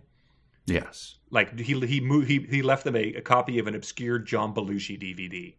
And I was just like, if this is what he's doing to try to let people know, where he is and to save him, any detective would be like, no, I think he has Stockholm syndrome. He wants to remain kidnapped. He's not doing this in a good job in a way that anyone would actually notice. This is a rather half-assed, and that shows his motivation. Like, he does not really care. Neighbors. Right. Never heard of it. Oh, it's, I think famously, because he was so white hot at the time, that it got a big rollout and everyone just went, huh? I think it was quickly forgotten. Okay. I'm sure there are defenders out there. I mean, Shota could probably tell us there's probably fans of it out there on the internet somewhere. But I don't know what it's about. Was it Neighbors, the like Tommy Wiseau's immediate follow-up to The Room? Yes. Yes, I never watched it. I think I was out of town or something, and we got the advanced copy of it or something, and I came in and I was like, and you and Sean were like, just no, lightning does not strike twice, and I was like, how bad could it be? And you're like, I'm not even going to watch it again if you watch it. Like it's technically unwatchable. Yeah. But yeah, the Low Five seemed to take the news that they were being held hostage extremely well. They did a lot of cursing and shouting, but no one had a full-on meltdown. Wow. I don't know what to make of these idiots. I have a lot of dumb sentences from this chapter, but not a lot of notes for it, I'm afraid. All right. I issued it early on, but I had an editor's challenge. Oh, okay. This was where we take a sentence or a couple sentences and ask what a theoretical editor would do, since obviously one didn't work on this book. It's this passage. It says, I think it was a member of the Low Five talking. We found an old Dungeons and Dragons campaign notebook too, she said. But it wasn't in Og's handwriting. Did it belong to Halliday, Shoto asked. When he still lived at home, Halliday had to keep all of his D&D stuff over at Og's house because his parents thought D&D was satanic and forbid him from playing it. Definitely not, Lowe replied. It's Kira's old campaign notebook. So I summoned my greater Lauren, my greater Ezra Pound, and I edited that passage. Mm-hmm. Okay. We found Kira's old Dungeons and Dragons campaign notebook. You don't need to give Shoto any time to ask a bunch of unrelated questions. You can include that information in your initial announcement, since, as it's been made clear, the clock is ticking. You have under 2 hours to go. Yeah, that is an unforced error that appears in a lot of our movies as well, where a character will just waste a few sentences, speculating about something when someone's in the middle of explaining it. Just like, why don't you just let me get to the end of my sentence? We don't need to burn this film on this particular thing that is going to turn out to be no. The answer is no. Right. But it's Lo continues to lack focus. She explains 4 paragraphs Kira's adventure, what her D&D campaign was about. People ask her questions whether Kira's character Lucosia appears in it, and we get detailed descriptions of Lucosia's deal, and it's all to reveal another idiotic anagram puzzle where the evil character in his campaign was Hagmar, which is an anagram of Graham, her abusive stepfather. Yes, it went Digital Fortress on us yet again there. I guess that's if you're a bad author, that's the pinnacle of puzzle solving for you is basic anagrams. Yeah, it doesn't strike me as what's the genius organization? Mensa. Really into puzzles. Yeah, Mensa's really a lot of puzzles, right? Yeah. Just scrambling a word. Word scrambles don't seem that puzzling to me. Right. That's what you busy yourself with as you're sipping an airport beer on one of those Mega Touch games. It's not exactly Einstein stuff. But we do get at this high level, and as the clock is ticking down, we get a long explanation of the Dork Slayer. Oh my god! Which is the sword. Og forged a special sword to kill Anorak and called it the Dork Slayer. Mm-hmm. So serious stuff, guys. Seriously, yeah, deeply unfortunate. But that so you introduce those things like Dork Slayer that are just some of the cringy internety anti-squee, but that's on the heels of the more turn to the camera stuff about sexism and stuff.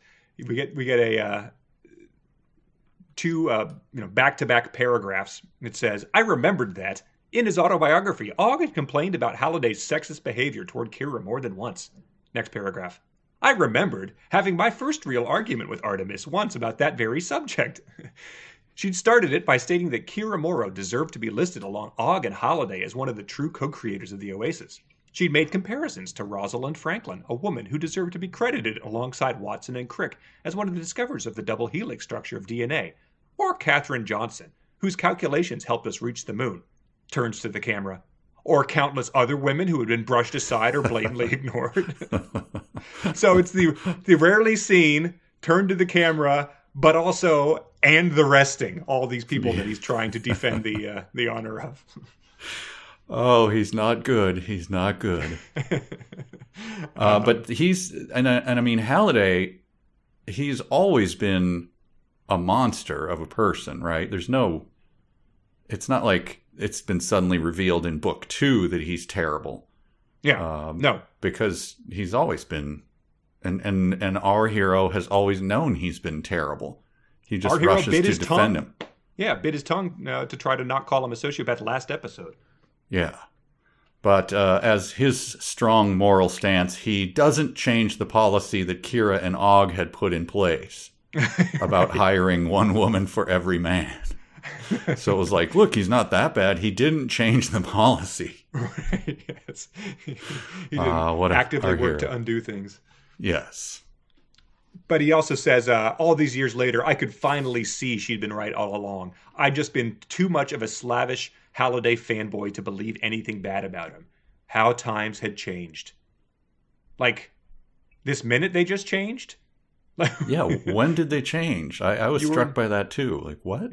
He was in Happy Time Pizza trying to bite his tongue as they called him a terrible guy. So I guess it is right in this exact moment with an hour and 47 minutes left before everyone dies. Yeah. I picked up this. This, I think, is the moment when I said we have to count them. "Geez Louise," Shoto said, rolling his eyes. He turned to me. "We're going to be looking for Horcruxes next." Yeah.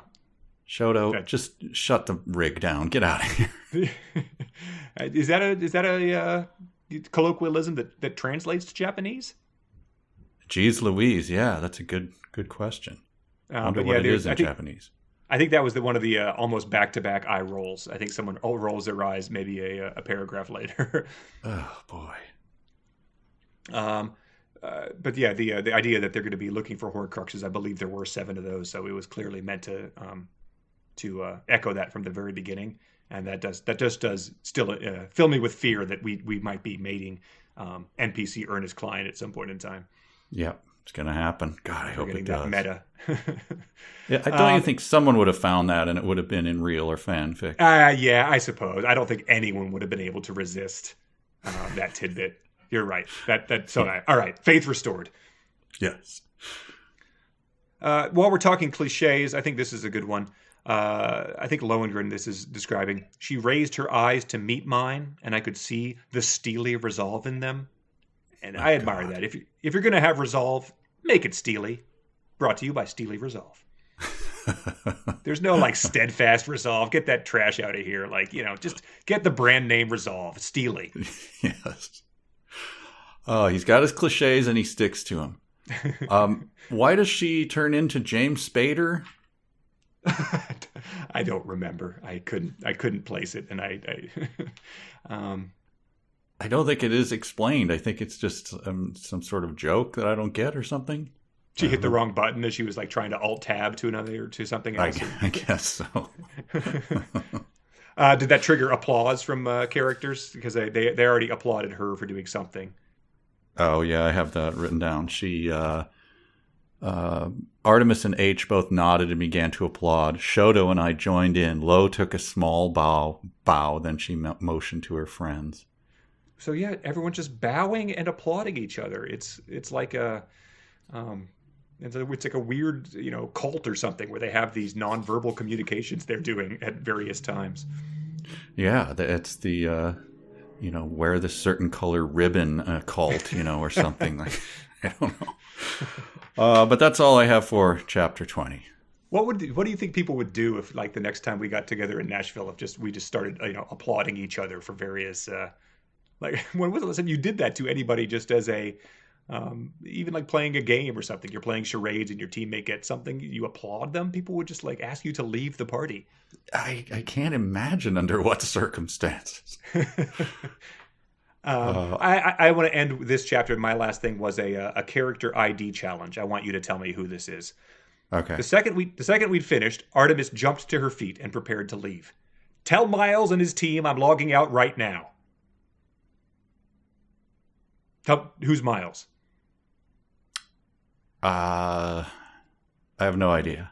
Okay. I didn't know, and as I was taking notes, I think I realized, and I was correct. He is the head of the security team who bears a distinct resemblance to young Arnold Schwarzenegger, the older post-Governor Arnold. Oh, yes. He was mentioned once, and 150 pages ago, and we're expected to remember that strong character. And that is especially galling in a book where there's just name drops everywhere, where it takes you a second to go, oh, that's just a name drop. I don't need to know who that person is. Right. So then to do it with a character where you're supposed to remember who was, 500 pages ago it's just insane. Yeah, because, tell Miles and his team I'm logging out. It just as easily could be a line from Short Circuit 2 or something. Like the fact that they just toss those in without us. I guess usually people chuckle in recognition when they do those, but so that was the context clue that it wasn't a quote. Well, here we go. We're going to Minneapolis. Here we are. Yep, heavy heart. We're coming home to the Prince planet. Just give me a rundown of your Prince, your relationship. What's your Prince deal?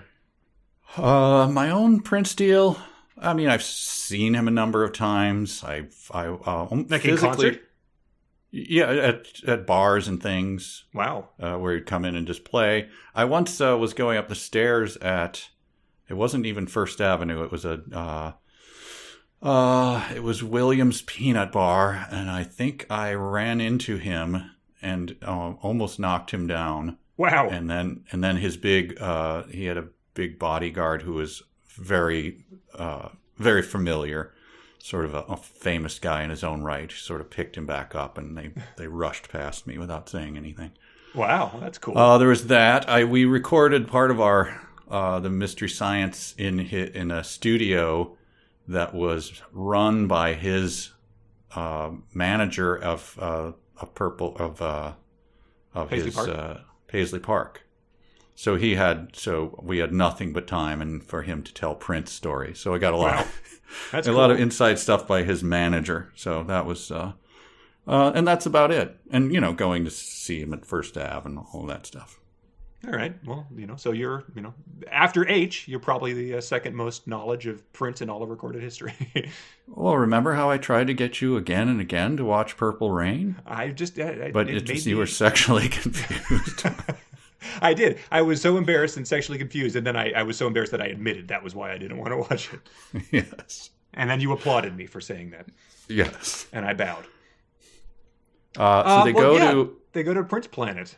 I forget what it was called. They go to Paisley Park, and they see the thousands of... This is my first note on it. It's phrases like, "Thank you, Prince," and "We love you, Prince," and "We miss you, Prince," were repeated over and over again in different colors and different handwritings. Were they phrases like that, or were they those phrases? Because you could just give us the actual phrases. You don't have to tell us so similar to this phrase. Like, I understand. Yeah, you're in the habit of saying, "and many more." You could have said, I saw 3 phrases: "We miss you, Prince," "We love you, Prince," and many more. Yes.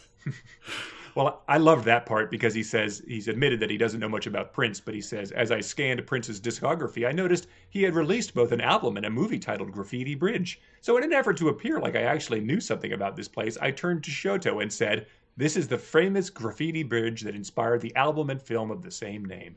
And my only note was, what a dipshit. It just, he does this embarrassing thing that is unable to differentiate from any other behavior he's demonstrated throughout these entire 2 books. I wrote that note for a slightly different reason. Again, as I scanned Prince's discography, I noticed that he had released both an album and You noticed that because that's an actual thing. I noticed that Abraham Lincoln was the 16th president. It's just a weird way to say that. Like, I noticed. I just noticed this because it is a fact that is right in front of your eyes. Yeah. And you're currently reading it. Yeah. What was the thing that Shoto kept doing? Shoto referred to the. Yes. Shoto said that. That's all we need to. That's all you need to tell us. So then they just knock around. Yeah, they just kind of knock around all of these locations from movies and things. Yeah, they go to to the entrance of Paisley Park, and that's where we get our first needle drop.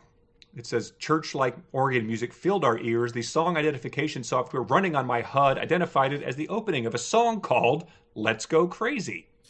And this is just sort of where for whatever reason, he's recused himself from knowing anything about Prince, even though, the entire last point of the last book was he's obsessed with the 80s and everything in it. And so this phrasing, it identified it as the opening of a song called "Let's Go Crazy." And I said, like, it's like a self-professed 60s nut. I looked down at the jukebox, which indicated the song playing was "Like a Rolling Stone" by Bob Dylan. Or a Da Vinci scholar. I scanned the unfamiliar painting with my HUD, and after a split second, Max identified it as the Mona Lisa. Or a birding nut. The unfamiliar gray and white bird in front of me was known as a seagull. It's like, you absolutely, one of his most famous songs, impossible to imagine, and a scholar of the 80s, never having encountered it before. I wonder what was he thinking for the reason for that? Just like, I probably shouldn't be an expert on everything, so he just pick one? Yeah. It doesn't have any story-wise, it doesn't matter because he's standing next to someone who knows every single thing about Prince, in the world. So I don't understand why the gap story-wise. Yeah, it's extremely confusing because he, just like the Sega Ninja Princess game, he has someone standing next to him who can just walk him through it. So if you're worried about the Mary Sue effect of him being too good at everything, that ship has sailed a long time ago. Right. But it's because it just he hand waved it away with watching Prince. I felt an odd stirring in my loins, and so I had to leave the chat link. Yeah. Here's one. I didn't know this was a thing. I thought she was going to hop on the bike and steal it, but instead she pulled a giant serrated Rambo knife out of her inventory and slashed the motorcycle's tires. Did you just call it? Is it just a Rambo knife? Is that like an actual, that's a term? That's a good question. Or is it a knife, from the famous 80s, classic 80s film Rambo or First Blood or whatever? I just didn't know that it suddenly gets that. We'll have to check with a certain Australian get someone to friend weigh of in. ours to see, yeah. Yeah, Steve Miller, of course, is who I'm talking of course. we need clarification on whether it's a Rambo knife. Sorry, mate. Only weigh in on knifeness. Can't pass it anymore for you. But yeah, I don't know. Maybe it could just be that sort of thing that's like she folded her arms like Wonder Woman, that type of thing. Like just saying it's a Rambo knife is just like, I guess, means big knife. Yep. Okay. Fair enough. And then he gets very specific. This is where, most of the surface was covered by a surreal, shrunken down version of mid-'80s Minneapolis, Minnesota. Mm-hmm. But it had streets and locations from L.A., Paris, and several other locations scattered throughout. The map divided the city into different neighborhoods like Big City, Erotic City, Crystal City, Beat Town, and Uptown. Okay. So, I mean, Uptown is real. I don't understand what is Beat Town? Is that a song of his? Is Crystal City a song of his? Erotic City is. My Prince knowledge is closer to Wade's than H's, I would say. But I just don't understand why L.A. and Paris, if you're in mid-'80s Minneapolis. The Hollywood Bowl being in Shermer, Illinois, I guess, that sort of thing. But, we also, it's the third thing he's called surreal in this chapter. He had a surreal spiral staircase, and then he has another surreal landscape and a surreal mid-'80s Minneapolis. Like, it's such a lazy, bad way of describing any of this. Because for one, we know it's surreal because it's a computer simulation. But if you looked at like the persistence of memory, the Dali painting, and had to describe it to somebody who was not able to see it, as an author, and all you said was it's surreal. Yes. And then when they finally got a look at it, they were like, "You son of a bitch! Like, there's a lot going on here. Like, ants are marching along a melting clock. Like, give me some details. Like, it's so stupid and lazy." Do you? I think he's just using it in the same way that I don't know. I don't think it's a thing anymore. But the word random, when that completely took over and lost all meaning, it's so random. My mom is being so random. I don't think he knows that surreal. It's a word that means something. I think he just means like you're just supposed to go weird, man. Yep. It's really weird to look at. Yeah, it's like the again, like describing your dream to someone. Well, you know what I mean. Like, it was my house, but it wasn't my house. Like, yes. Yeah, I know what you mean, and please stop describing your dream to me. No one enjoys this. So what H got tears in her eyes when she stabbed the thing with her Rambo knife, and so we're just entering more dangerous turf of these terrible characters having emotions, and I frankly, I cannot even with that. I forget what was the reason behind it. I'm sorry, I forgot to write that down. You don't get it then, but later on it's revealed why she is so emotional and why she knows so much about Prince. Oh, okay. We do get it. But first we get Shoto again chiming in with it's pretty obvious that Prince was plagiarizing those old Jordache jeans commercials when he wrote this song. He laughed and began to mix up the song and the jeans jingle using a set of holographic turntables that he produced from his inventory. "You've got the look," he sang. "You've got the look, the Jordache look." So if we play by your rules and Shoto's son is being on life support and they brought in a priest. This is what he's doing. He's producing digital turntables and joking about Jordache jeans. And it is 90 minutes until everything happens. I have the exact thing there. I said, "You are going to die in less than 2 hours. Your child will never know her father." Right over that Jordache look thing. But here's, I noticed he describes a very specific place that you and I have been to this place a few times. And I was remiss about not describing it this way as we were there. Okay. H was very specific about each turn she took, like she was entering the combination to a safe. She led us right onto South 5th Street, left onto 2nd Avenue South, right onto South 4th Street, left onto 3rd Avenue South, and then right onto South 3rd Street. Good Lord. He's actually putting this in a book. Anyway, if you come to town again for a Twins game, I'll take you that very route. Okay. And where does that lead you to? Well, it's right next to the Twins Stadium, which obviously wasn't there in the... Yeah. So that's where we'd be. But as we go through walk through the seating area, I'll try to recreate her movements through that area. It reminds me of it's terrible in a book, but it reminds me of a Hold Steady song, Southtown Girls. It's take Lyndale out to the horizon, take Nicolette out to the ocean, take Penn Avenue out to the 494, meet me right in front of the fabric store. So I might have sobbed like H if Ernest Cline had revealed himself to be a Hold Steady devotee. That might have hit too close to home. Did he say the 494? Maybe I added that in. Is that okay? Yeah, well, that's the Google results for Southtown Girls lyrics. Take Penn Avenue out to the 494. I think that's what Craig Finn says. Oh, wow. He was writing it from California and he just added the... Oh, man. There's no such thing as the 494. That has never been uttered by a Minnesota. Oh, then he says, take Lyndale back to the south side. Take Nicolette up to the Vietnamese. Take Penn Avenue back to the north side. Take Lowry east to the quarry. Okay. Are you there in your mind? That's a mental picture. Lowry to the quarry. I can't picture that. All right. Anyway, it's a better song than this book is. It sounds better with the music than this book does. I trust that it was. H is dying. Shoto's dying son. There was a nightclub with a vulva-shaped entrance. The pulsing pink neon sign above it read, "A Love Bazaar."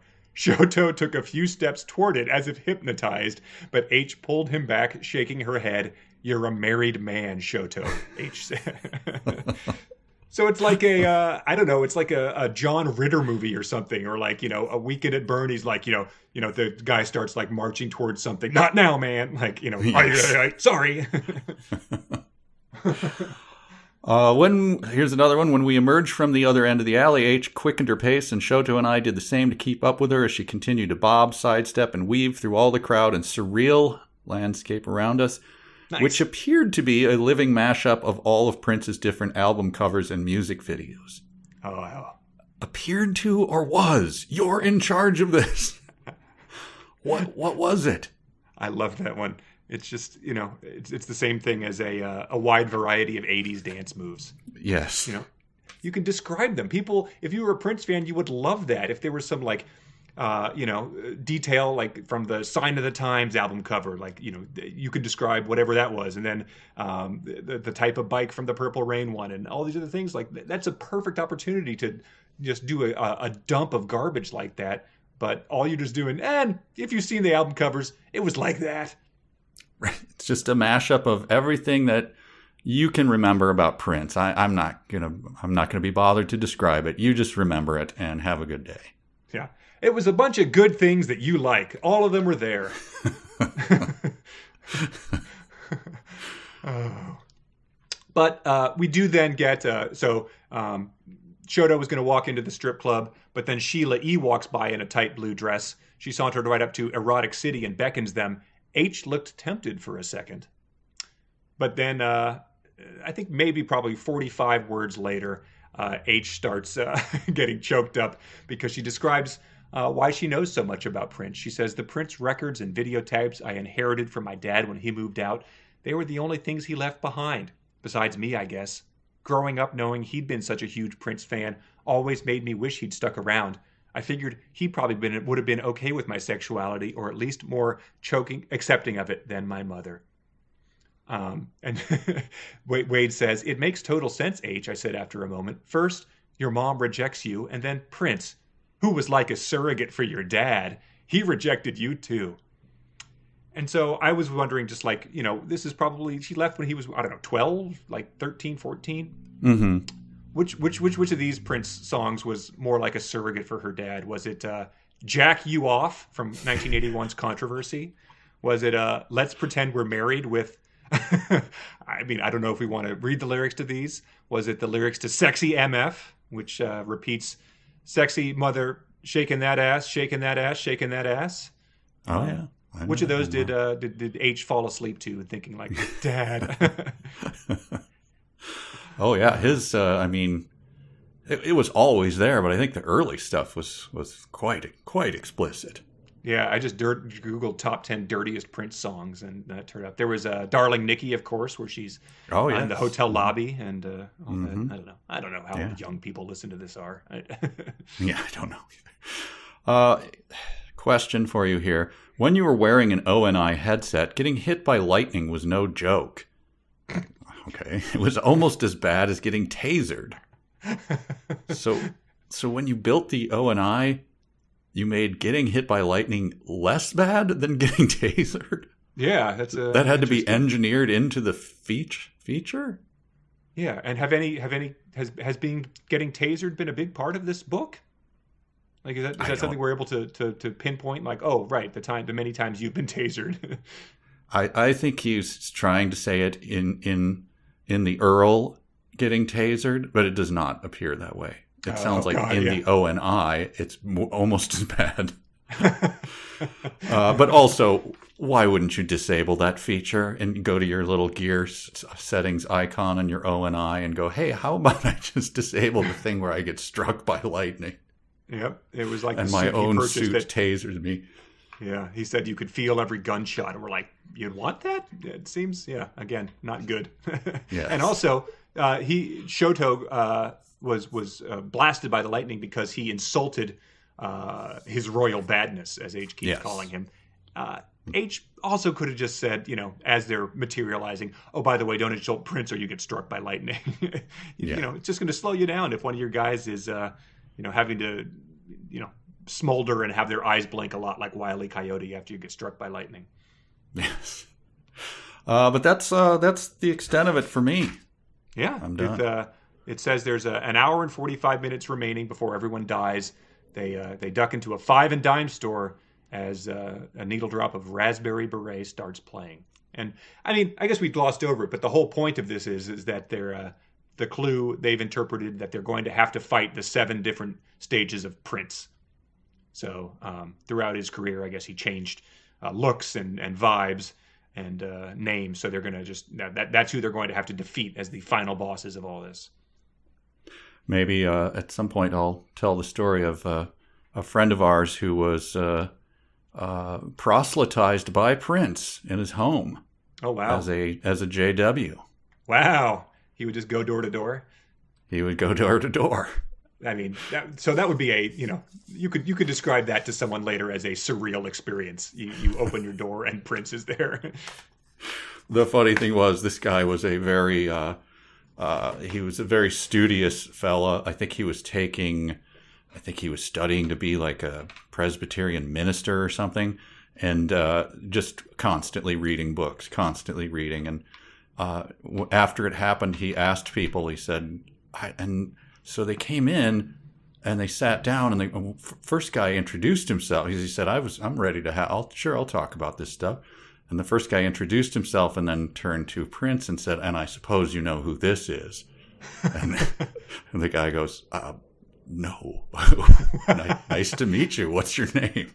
Oh, man. And he's like, oh, it's Prince. So he's like, oh, okay. And then, so he started asking people, am I supposed to know who this Prince guy is? Wow. He did not grow up in Minneapolis, so that's why he didn't know. That would be a fun, it kind of makes me want to become a Jehovah's Witness just so I can go and do that with whoever I'm walking around with. And I suppose you know who this is, and it's just Tim from accounting. Yes. Oh, anyway, whew. That's Such a lot fun. of stupidity. Yeah. It was. It is. It just, we're sort of mainlining it with these episodes. It's like doing that virtual heroin mixed with other stuff. Which is totally not addicting and does not hurt you in any way. Right. Yes, 100%. Well, it feels as much like getting tasered would. I guess let's do some dumb sentences. A sentence begins with a capital letter. A capital letter is a letter that's big. A capital letter is not a small letter. A capital letter is big, big, big. A sentence ends with a period, or an exclamation, or a question mark. All right, dumb sentences. I feel like there's going to be probably a lot of crossover on these. Yeah, because there were I some believe real dumb sentences. All right, let's start with the ones from our listeners. This is one from Jonathan from Arkansas, and he said, I felt like we were walking into the hippest night spot on the 9th level of Dante's Inferno. And he submitted 2 sentences, but I'm going to allow it. All the lighting was reddish in hue. There were flames everywhere you looked, lit candles on every table, torches mounted on the walls and balcony railings, and dozens of burning fireplaces upstairs and down. And he just said, if Ernest Cline had actually read the Inferno, he would know that the 9th circle, not level, of hell is actually cold and icy because it is located in a frozen lake called Cocytus. He said, this one struck me so much because even if you did the most cursory Wikipedia glance, you would see this fact when you juxtapose this with excruciating level of detail he utilizes when talking about the video game he plays early in this book. It shows he clearly didn't do any research at all. By trying to add a highbrow literary reference, he inadvertently made everything even dumber. Oh, come on. You weren't roped in by, what, Salinger Fields or whatever? Right, true. Taylor submitted, then she grinned and abruptly transformed into a young James Spader. Okay, that's just in the middle of something. I swear that doesn't make any sense. Yeah, and he said it's fun to imagine this line appearing in any other book with no explanation. We got Brian, who submitted, I searched my memory, and a few seconds later, it produced the address, and I said it out loud. Wow. And it's like a human reminding himself how to walk or breathe. Here's one from Ezra. This is all one sentence. Like an overly knowledgeable tour guide, H explained how each of the venues we saw here on the Afterworld was a replica of a real club or concert hall or stadium where Prince had once performed, and that you could walk into any one of them, sit down in an audience of period-appropriate NPCs, and watch a recreation of the gigs that Prince had once performed there, detailed immersive situations extrapolated from old photographs and archived video and audio recordings. Oh. H explained that to them. That's God. Oh, that is just awful. This is from Amanda. She said, now everyone in the room was motionless, staring at Andy and Ducky with bourgeois contempt burning in their eyes.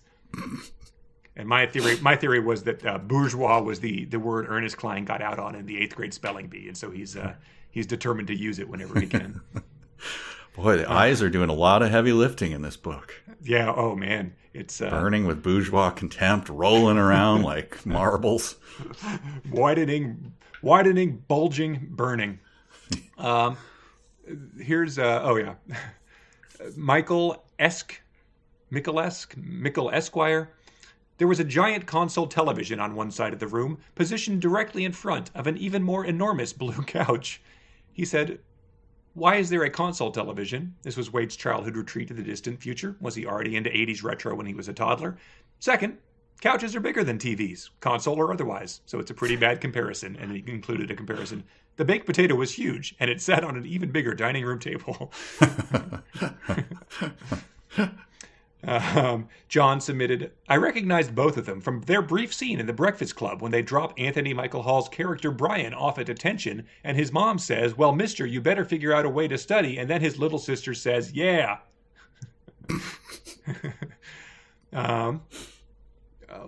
This is it's an email. Okay, that's all of the dumb sentences. Do we have that didn't get burned already? Do you have any more? I do. Most of those I had noted, but I got plenty. But this is the one I'm going to go with, and bear with me. Here you go. When Kira and Og founded Halcydonia Interactive and created this planet, they'd cooked up the bee-free treehouses as a way to give kids around the world a free, happy virtual home inside the Oasis that they could always escape to and find themselves surrounded by an endless assortment of furry friends and anthropomorphic animal teachers who were always overjoyed to see them and who just wanted to teach them how to read, write, spell, and do arithmetic, all while staying physically fit and being kind to others. Period. Said the robot pimp disdainfully. It's just unreal what does it sound like when the audiobook reads those?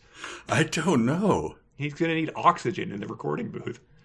Who did the first one? Was it Will Neil? Wheaton does them both. Will Wheaton? Yeah. We got to pull that up. How does Will Wheaton tackle that sentence? Well, here's another one from the. Mine was also from the planet Halcydonia. If I did, there was a good chance she would send me off on a mandatory math quest to rescue one of her royal relatives, usually her husband, the clueless King Itzalot, who was constantly being taken prisoner by the evil wizard Multiplicatar, who tossed him into the Long Division dungeons beneath Protractor Peak, located high in the Moorstuff Mountains. It's just, I guess it's, it's supposed to be cute, but it's so revolting. I could not deal with it. I have a bonus one. Okay. I resisted the urge to yell, "No shit, Sherlock." Thank you for resisting that urge. Very good. Very good idea. I guess I guess I just don't have the urge, but if I did, I would hopefully be able to resist that as well. Resisting Stephanie Tanner level retorts to people. We do have a few emails to close. Here's Sting to play us out. No, the final letters to play us out. I always like it when people send in their highbrow critiques of this. This is one from Joe. He says, over a century ago, Mark Twain wrote an essay excoriating James Fenimore Cooper's terrible writing.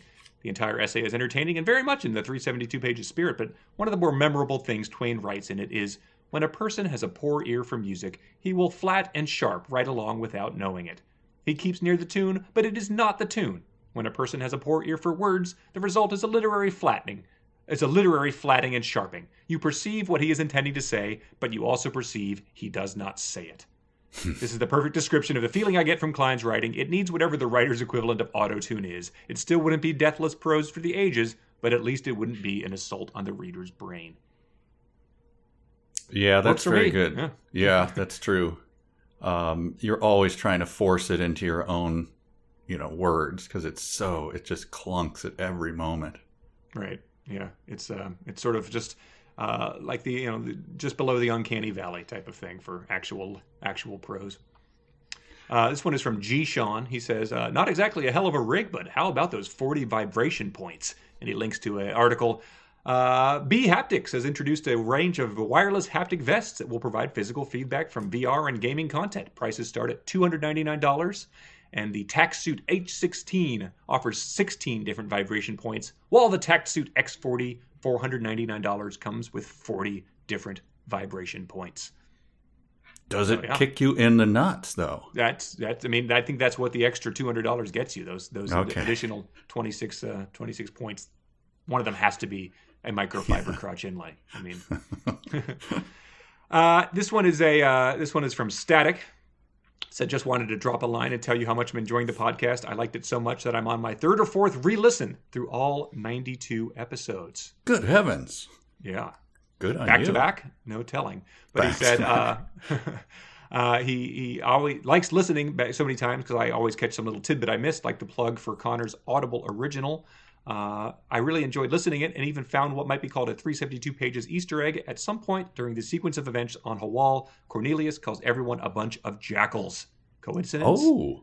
And I said, that must be just a deep-seated desire to call people jackals. So that's good. That's out there. This one is from Ezra.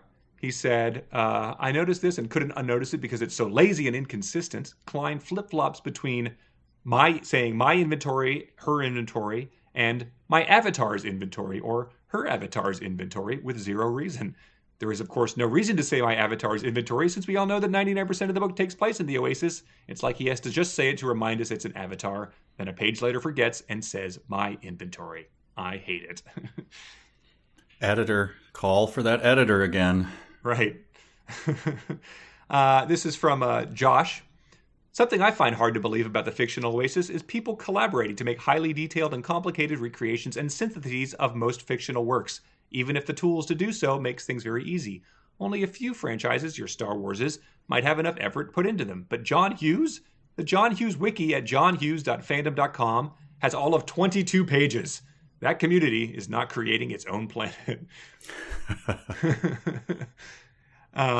And then the last email we got was from Martina. She said, I'm obsessed with the idea of Steven Spielberg being unable to get the rights to Prince for his Ready Player 2 movie. So I'd like to present you with some concept art for something the studio can probably afford. 7 evil Hall of Noteses. And she sent that drawing, which I have already posted to the 372 Twitters and Facebooks. I think it would probably improve things immensely. Oh, that's it, right? Yeah, that's it. Thanks to everybody who wrote in. But that's it for this week. I think we have 2 more of these left to go. We're going to read through chapter 26 for next time. I'll leave you with this tantalizing thought. I had forgotten this until this moment. That my college band, did a parody of Raspberry Beret as one of our songs, and so you can try to guess what that would be called, and I will reveal it next time. Okay, good. I'll come in with my own guess, and our listeners can write in. Okay, sounds good. All right. So read through chapter 26, and thanks to everyone on Patreon, patreon.com/372pages. This is Connor. And Michael J. So long.